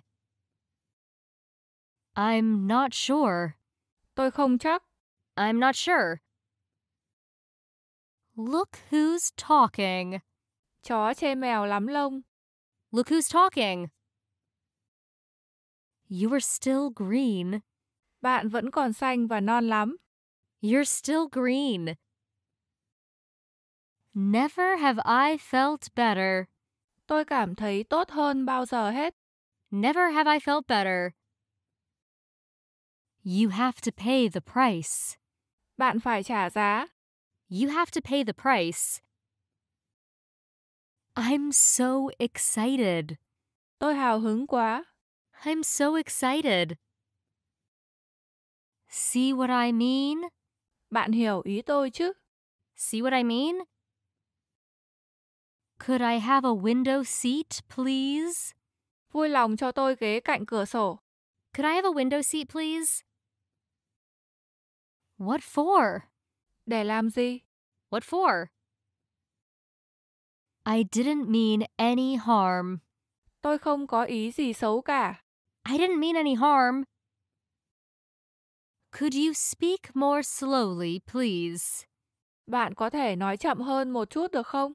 Could you speak more slowly, please? I feel rejuvenated. Tôi cảm thấy như mình trẻ lại. I feel rejuvenated. That sounds hard. Nghe có vẻ khó. That sounds hard. Sorry, I just couldn't help complaining. Xin lỗi, tôi không thể không phàn nàn. Sorry, I just couldn't help complaining. School was canceled. Buổi học bị hủy rồi. School was canceled. No kidding. Thật á? No kidding. Do you have rain gear with you? Bạn có mang theo áo mưa không? Do you have rain gear with you? What are they made of? Chúng được làm từ cái gì? What are they made of? Let me think. Để tôi nghĩ xem. Let me think. I've made up my mind. Tôi quyết định rồi. I've made up my mind. What are your plans this evening? Kế hoạch của bạn tối nay là gì? What are your plans for this evening? We must provide for old age. Chúng ta phải chuẩn bị cho tuổi già. We must provide for old age. Put me through to the boss, please. Vui lòng chuyển tôi sang nói chuyện với quản lý. Put me through to the boss, please. Don't move. Đừng động đậy. Don't move. It looks great on you. Bạn trông rất tuyệt với nó. It looks great on you. Good job. Làm tốt lắm. Good job. It will be warm all day. Trời sẽ ấm cả ngày. It will be warm all day. I can't believe it. Tôi không thể tin nổi. I can't believe it. I caught a cold over the holidays. Tôi bị cảm lạnh trong đợt nghỉ. I caught a cold over the holidays. That's embarrassing. Thật đáng xấu hổ. That's embarrassing. Could you give me an example? Bạn có thể cho tôi một ví dụ không? Could you give me an example? Did you sleep well? Bạn ngủ ngon chứ? Did you sleep well? She sounds pretty. Cô ấy có vẻ đẹp. She sounds pretty. You're virtually invited. Bạn gần như được mời. You're virtually invited. I'll help you. Tôi sẽ giúp bạn. I'll help you. Don't confuse me. Đừng làm tôi rối lên. Don't confuse me. I have to disagree with you on that. Tôi không đồng ý với bạn về điều đó. I have to disagree with you on that. Have you got everything you need? Bạn có tất cả những gì bạn cần rồi chứ? Have you got everything you need? I wish I were more well-spoken. Tôi ước mình nói năng lưu loát hơn. I wish I were more well-spoken. I'm really tired. Tôi thực sự rất mệt. I'm really tired. I have a small favor to ask. Tôi có một yêu cầu nhỏ. I have a small favor to ask. What's that? Cái gì thế? What's that? That's a shame. Thật đáng tiếc. That's a shame. Thank you for your hard work. Cảm ơn vì đã làm việc chăm chỉ. Thank you for your hard work. It doesn't work. Nó không hoạt động. It doesn't work. Suits me fine. Ổn với tôi. Suits me fine. Please tell me what to do. Vui lòng cho tôi biết phải làm gì. Please tell me what to do. You look sad. Bạn trông buồn vậy. You look sad. Let's order pizza. Gọi pizza đi. Let's order pizza. It's an honor to meet you. Rất vinh dự được gặp bạn. It's an honor to meet you. I'm on my way. Tôi đang trên đường đến. I'm on my way. How are you faring these days? Dạo này bạn sao rồi? How are you faring these days? I've lost them. Tôi đánh mất chúng. I've lost them. Can we have 4 small plates? Chúng tôi có thể có 4 cái đĩa nhỏ không? Can we have 4 small plates? What's wrong? Có gì không ổn à? What's wrong? I'm sorry to make you wait. Xin lỗi đã để bạn đợi lâu. I'm sorry to make you wait. Allow me to introduce Steve to you. Xin giới thiệu với bạn, đây là Steve. Allow me to introduce Steve to you. No sailboat is faster than this one. Không có chiếc thuyền buồm nào nhanh hơn chiếc này. No sailboat is faster than this one. I'm from Japan. Tôi đến từ Nhật Bản. I'm from Japan. I can imagine. Tôi có thể tưởng tượng được. I can imagine. Mr. Smith is all right now. Ông Smith bây giờ ổn rồi. Mr. Smith is all right now. Where can I get internet access? Tôi có thể truy cập Internet ở đâu? Where can I get internet access? Hang in there. Cố lên nhé. Hang in there. I'll get this. Tôi sẽ lấy cái này. I'll get this. It will get warmer soon. Sẽ ấm lên nhanh thôi. It will get warmer soon. Just bring yourself. Cứ đến người không thôi, không cần mang gì theo. Just bring yourself. Do you want to join us? Bạn muốn tham gia không? Do you want to join us? Guess what? Đoán xem. Guess what? Did you watch the game? Bạn đã xem trận đấu đó chưa? Did you watch the game? You know what? Nghe này. You know what? I should be getting back. Tôi nên quay trở lại. I should be getting back. We'll be done in no time. Chúng ta sẽ hoàn thành ngay thôi. We'll be done in no time. The work was done with great haste. Công việc được thực hiện một cách rất vội vàng. The work was done with great haste. He is prideful.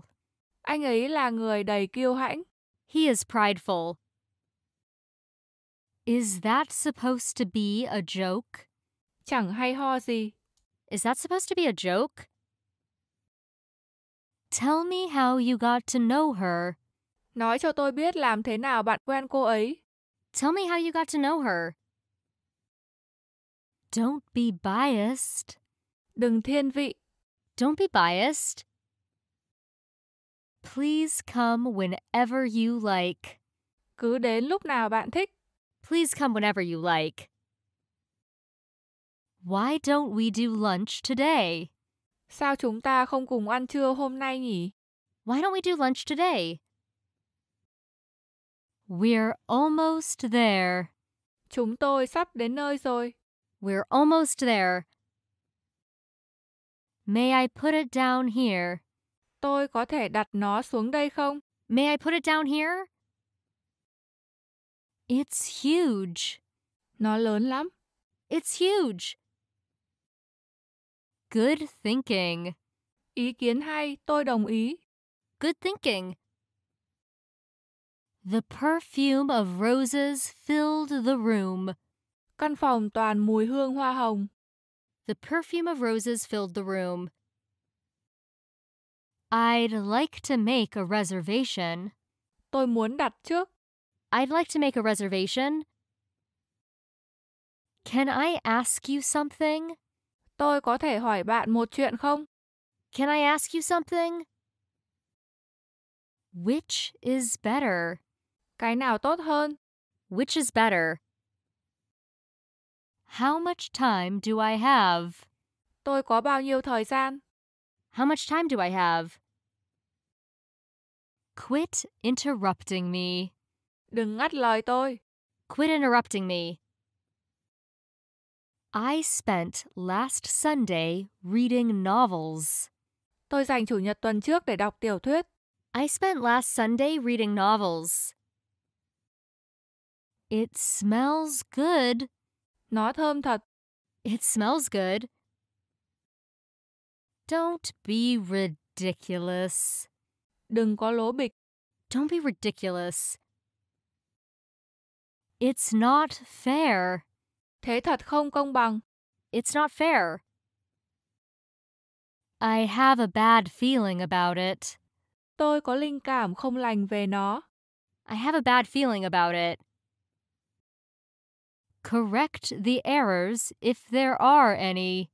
Sửa các lỗi nếu có. Correct the errors if there are any. The flowers revived after the rain. Hoa như hồi sinh sau cơn mưa. The flowers revived after the rain. I'll take this. Tôi sẽ lấy cái này. I'll take this. Are you happy in your house? Bạn có hài lòng với nhà bạn không? Are you happy in your house? I'll try it. Tôi sẽ thử nó. I'll try it. You're wearing it wrong. Bạn mặc không đúng rồi. You're wearing it wrong. Look at that big hammer. Nhìn cái búa lớn kia đi. Look at that big hammer. I hope he'll get better soon. Tôi hy vọng anh ấy sẽ sớm khỏe lại. I hope he'll get better soon. My memory isn't as good as before. Trí nhớ của tôi không còn tốt như trước nữa. My memory isn't as good as before.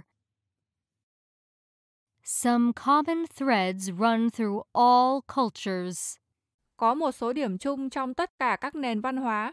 Some common threads run throughout all cultures. What is that? Đấy là gì? What is that?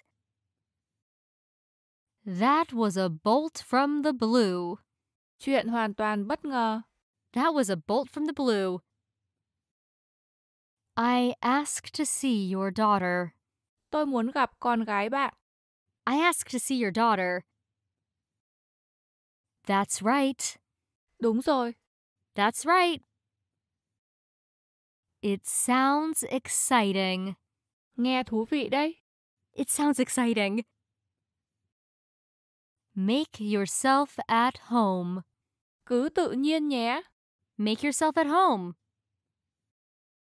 We take air and water for granted. Chúng ta không coi trọng giá trị của không khí và nước một cách đúng mức. We take air and water for granted. I'll risk it. Tôi sẽ liều xem sao. I'll risk it. These pills act on the liver. Những viên thuốc này tác động lên gan. These pills act on the liver. Does this hat go with my jacket? Cái mũ này có hợp với áo khoác của tôi không? Does this hat go with my jacket? How many stops is it? Có bao nhiêu điểm dừng?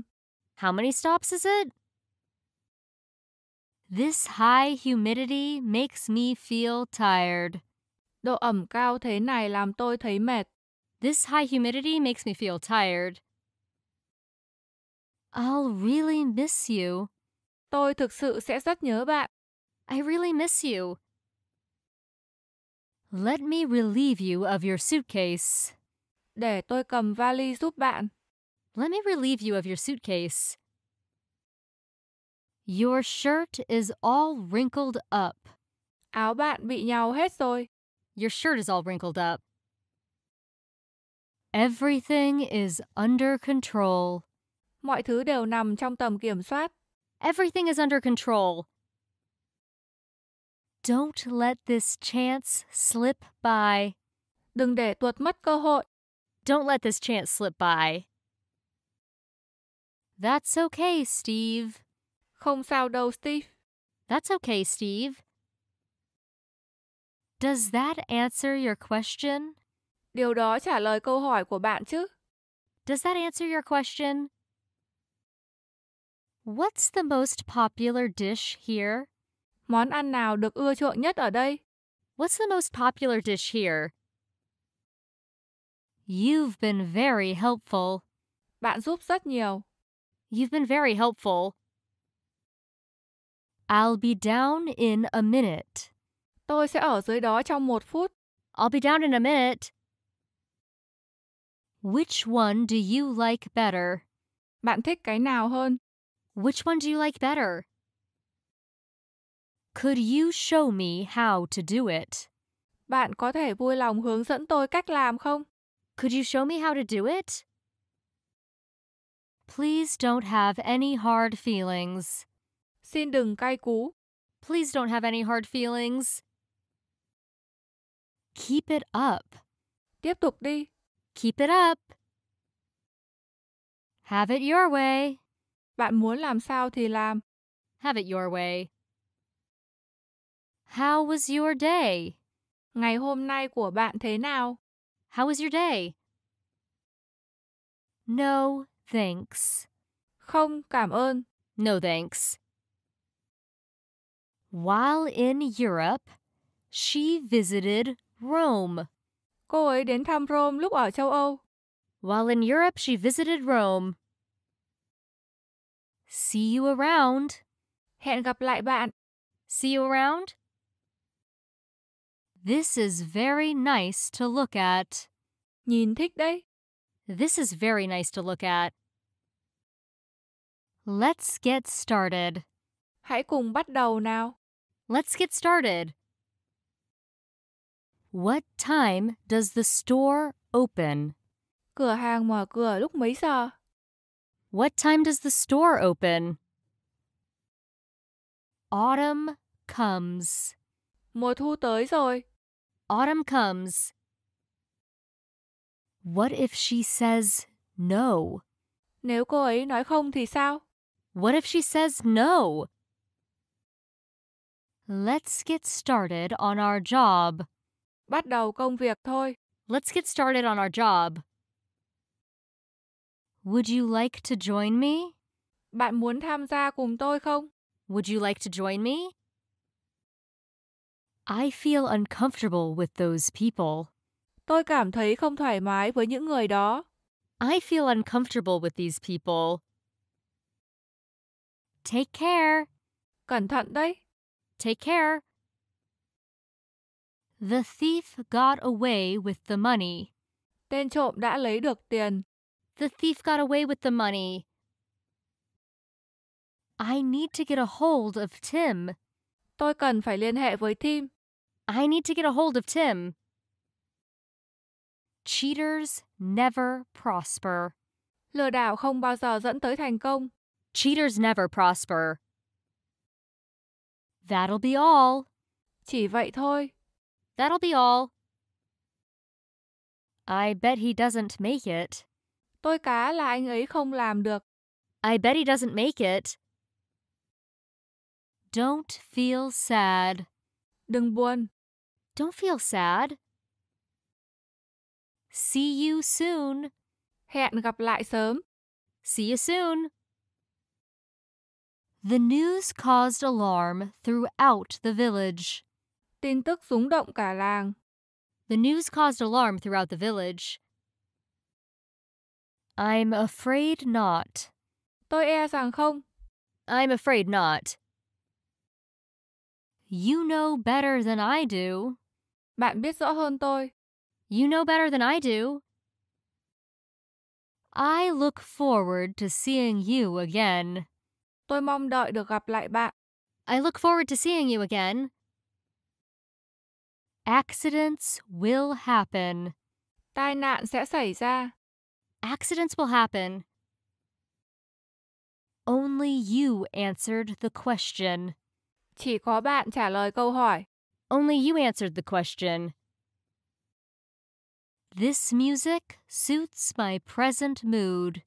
Nhạc này hợp với tâm trạng tôi lúc này. This music suits my present mood. I hope it will clear up soon. Tôi hy vọng trời tạnh sớm. Tôi hy vọng việc sẽ sớm được giải quyết. I hope it will clear up soon. Do you want to sit down? Bạn có muốn ngồi xuống không? Do you want to sit down? With whom would you like to speak? Bạn muốn nói chuyện với ai? With whom would you like to speak? Wow, that's cool. That's really cool. Ôi, tuyệt quá. Thật sự quá tuyệt. Wow, that's cool. That's really cool. Practice hard. Luyện tập chăm chỉ. Practice hard. I'm terrible at swimming. Tôi bơi kém lắm. I'm terrible at swimming. Are you ready for a break? Bạn sẵn sàng để nghỉ giải lao chưa? Are you ready for a break? That is life. Thế mới là đời. That is life. Nothing has been decided yet. Vẫn chưa có gì được quyết định. Nothing has been decided yet. I apologize. Tôi xin lỗi. I apologize. The engine would not start. Động cơ không khởi động. The engine would not start.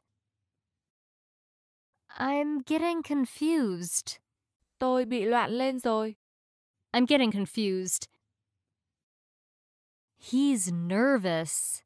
Anh ấy đang lo lắng. He's nervous. So do I. Tôi cũng thế. So do I. It's been a while. Lâu rồi mới gặp. It's been a while. Go on. Nói tiếp đi. Go on. Will you stay at home? Bạn sẽ ở nhà chứ? Will you stay at home? Who is the author of this story? Ai là tác giả của câu chuyện này? Who is the author of this story? There must be some kind of mistake. Chắc hẳn là có lỗi gì đó. There must be some kind of mistake. I wish I could stay longer. Ước gì tôi có thể ở lại lâu hơn. I wish I could stay longer. The rumor must be true. Tin đồn là thật. The rumor must be true. Maybe another time. Có lẽ lần sau. Maybe another time. It is 7 in Madrid now. Bây giờ là 7 giờ ở Madrid. It is 7 in Madrid now. Come see me again sometime. Hôm nào lại đến gặp tôi nhé. Come see me again sometime. She just spoke the truth. Cô ấy chỉ nói sự thật. She just spoke the truth. For here or to go. Bạn ăn ở đây hay mang về? For here or to go. I took his side in the argument. Tôi đứng về phía anh ấy trong cuộc tranh luận. I took his side in the argument.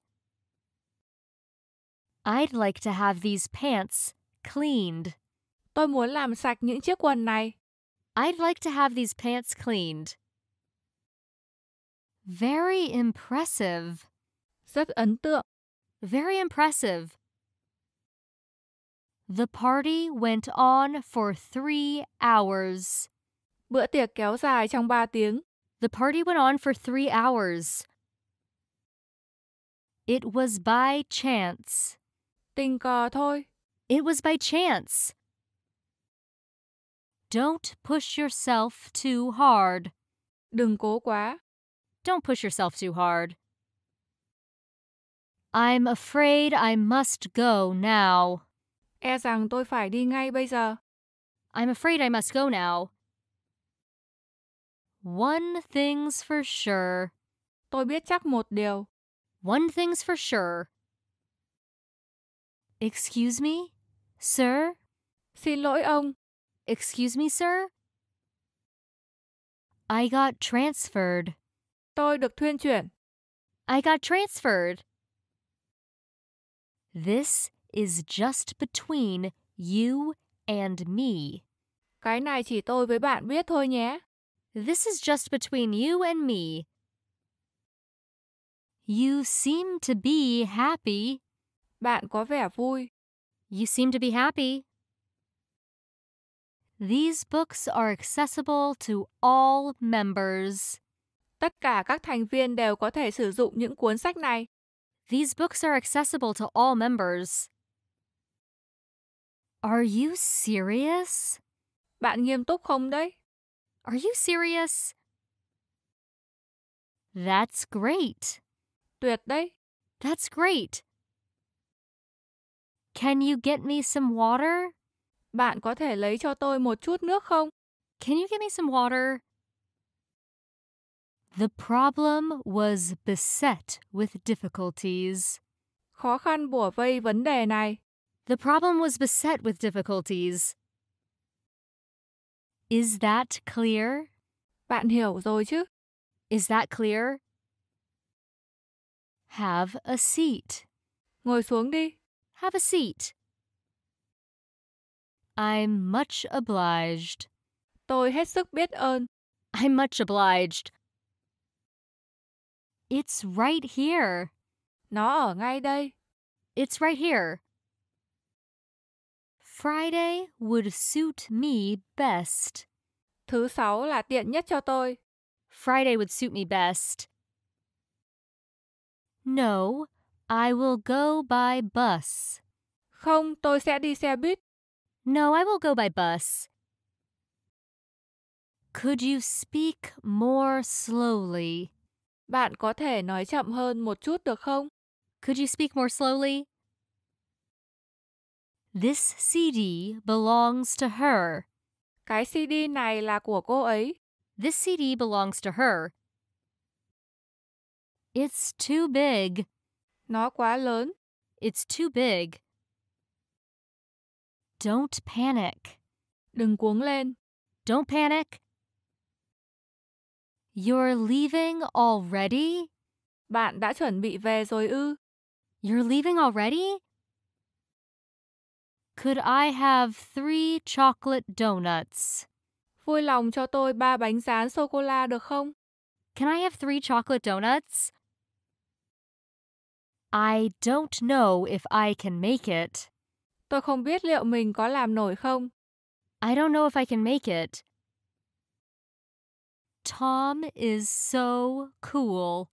Tom rất tuyệt. Tom is so cool. Enough is enough. Đủ lắm rồi. Enough is enough. Do you know where she is? Bạn có biết cô ấy đang ở đâu không? Do you know where she is? Can you answer the phone? Bạn có thể trả lời điện thoại không? Can you answer the phone? That was fantastic. Mọi chuyện đã rất tuyệt vời. That was fantastic. What's going on? Chuyện gì đang xảy ra thế? What's going on? California is famous for its wine. California nổi tiếng với rượu vang. California is famous for its wine. It's my favorite. Đây là cái tôi thích. It's my favorite. I look old. Tôi trông già. I look old. Shall we dance? Chúng ta khiêu vũ nhé. Shall we dance? Can you gift wrap it for me? Bạn có thể gói làm quà giúp tôi không? Can you gift wrap it for me? This magazine is issued every month. Tạp chí này phát hành hàng tháng. This magazine is issued every month. Do you mean 8 in all? Ý bạn là 8 trong tất cả phải không? Do you mean 8 in all? We'll be through in a minute. Chúng tôi sẽ xong ngay thôi. We'll be through in a minute. You're always thinking. Bạn lúc nào cũng nghĩ ngợi. You're always thinking. What's this? Cái gì đây? What's this? It's been snowing since last Saturday. Tuyết rơi từ thứ Bảy tuần trước. It's been snowing since last Saturday. Count me in. Tôi sẽ tham gia. Count me in. This handkerchief is made of paper. Chiếc khăn tay làm từ giấy. This handkerchief is made of paper. Yes, I do. Vâng, tôi đồng ý. Yes, I do. Do you have a minute? Bạn có một chút thời gian không? Do you have a minute? The policeman was off duty. Cảnh sát đang ngoài giờ làm việc. The policeman was off duty. Don't expose it to the rain. Đừng để nó dính mưa. Don't expose it to the rain. Fill in your name and address here. Điền tên và địa chỉ của bạn ở đây. Fill in your name and address here. It's a trick. Là trò lừa rồi. It's a trick. May I ask who's calling, please? Tôi có thể biết ai đang gọi không? May I ask who's calling, please? It will soon come out all right. Mọi việc sẽ sớm ổn thôi. It will soon come out all right. Is this your first time in San Francisco? Đây là lần đầu tiên bạn đến San Francisco hả? Is this your first time in San Francisco? Experience talks in these cases. Trong những tình huống thế này mới biết ai là người có kinh nghiệm. Experience talks in these cases. Don't risk putting everything in one boat. Đừng gom hết trứng vào một giỏ. Don't risk putting everything in one boat. Don't sweat the small stuff. Đừng lo lắng vì những thứ nhỏ nhặt. Don't sweat the small stuff. Let's face it. Hãy đối diện với nó. Let's face it. Why did you open the box? Tại sao bạn lại mở cái hộp ra? Why did you open the box? John is busy. John đang bận. John is busy. Let's have a toast. Hãy cùng nâng cốc. Let's have a toast. It'll be fine. Sẽ ổn thôi. It'll be fine. It's on me. Tôi mời. Là lỗi của tôi. It's on me. Sorry, it wasn't on purpose. Xin lỗi, tôi không cố ý. Sorry, it wasn't on purpose. I'd like it in a brighter color. Tôi muốn màu nào sáng hơn. I'd like it in a brighter color. I'm quite sure. Tôi khá chắc chắn. I'm quite sure. Don't you remember? Bạn không nhớ sao? Don't you remember? When and where? Khi nào và ở đâu? When and where? Would you like some cake? Bạn muốn ăn một chút bánh không? Would you like some cake? Will you stay here for a while? Bạn sẽ ở đây một lúc chứ? Will you stay here for a while? Join us. Tham gia cùng chúng tôi. Join us. Is she sick? Cô ấy bị ốm à? Is she sick? The lake is notorious for its contamination. Cái hồ nổi tiếng về bị ô nhiễm. The lake is notorious for its contamination. Nobody was paying attention to her. Không có ai để ý tới cô ấy. Nobody was paying attention to her. What is this fruit called in English? Bạn gọi quả này là gì trong tiếng Anh? What is this fruit called in English? They've made headway. Họ đã có một số tiến triển rồi. They've made headway. Tell me more. Nói cho tôi biết thêm đi. Tell me more. I made breakfast. Tôi làm bữa sáng rồi. I made breakfast. The plan was adopted at the meeting. Kế hoạch được thông qua trong cuộc họp. The plan was adopted at the meeting. I am living from day to day. Tôi đang sống không có định hướng cho tương lai. I am living from day to day. Can I access the internet from here? Tôi có thể truy cập Internet ở đây không? Can I access the internet from here? Something bad happened. Có gì xấu xảy ra rồi. Something bad happened. You cannot make omelets without breaking eggs. Đôi khi bạn phải chấp nhận những điều ngoài ý muốn để đạt được mục tiêu. You cannot make omelets without breaking eggs. I'll check it out. Tôi sẽ thử xem. I'll check it out. This is an effective remedy for crime. Đây là một giải pháp hiệu quả đối với tội phạm. This is an effective remedy for crime. That makes a lot of sense. Điều đó nghe rất có lý. That makes a lot of sense. To your right. Phía bên phải của bạn.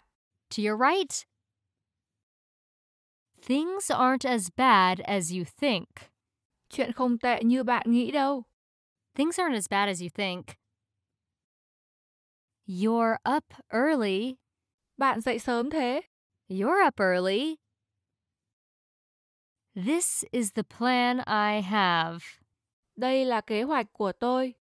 This is the plan I have. My house is located in Toronto. Nhà tôi ở Toronto. My house is located in Toronto. It feels good. Cảm giác dễ chịu. It feels good. It's that way. Là cách đó. It's that way. This is a picture of my sister. Đây là ảnh em, chị gái tôi. This is a picture of my sister. There is nothing wrong with it. Không có gì sai cả. There is nothing wrong with it. Don't ask me. Đừng hỏi tôi. Don't ask me. What are the rates per day? Tỷ lệ theo ngày là gì? What are the rates per day? I'm expecting. Tôi đang có bầu. I'm expecting. Call the doctor in immediately. Gọi bác sĩ ngay. Call the doctor in immediately. You should have explained more thoroughly.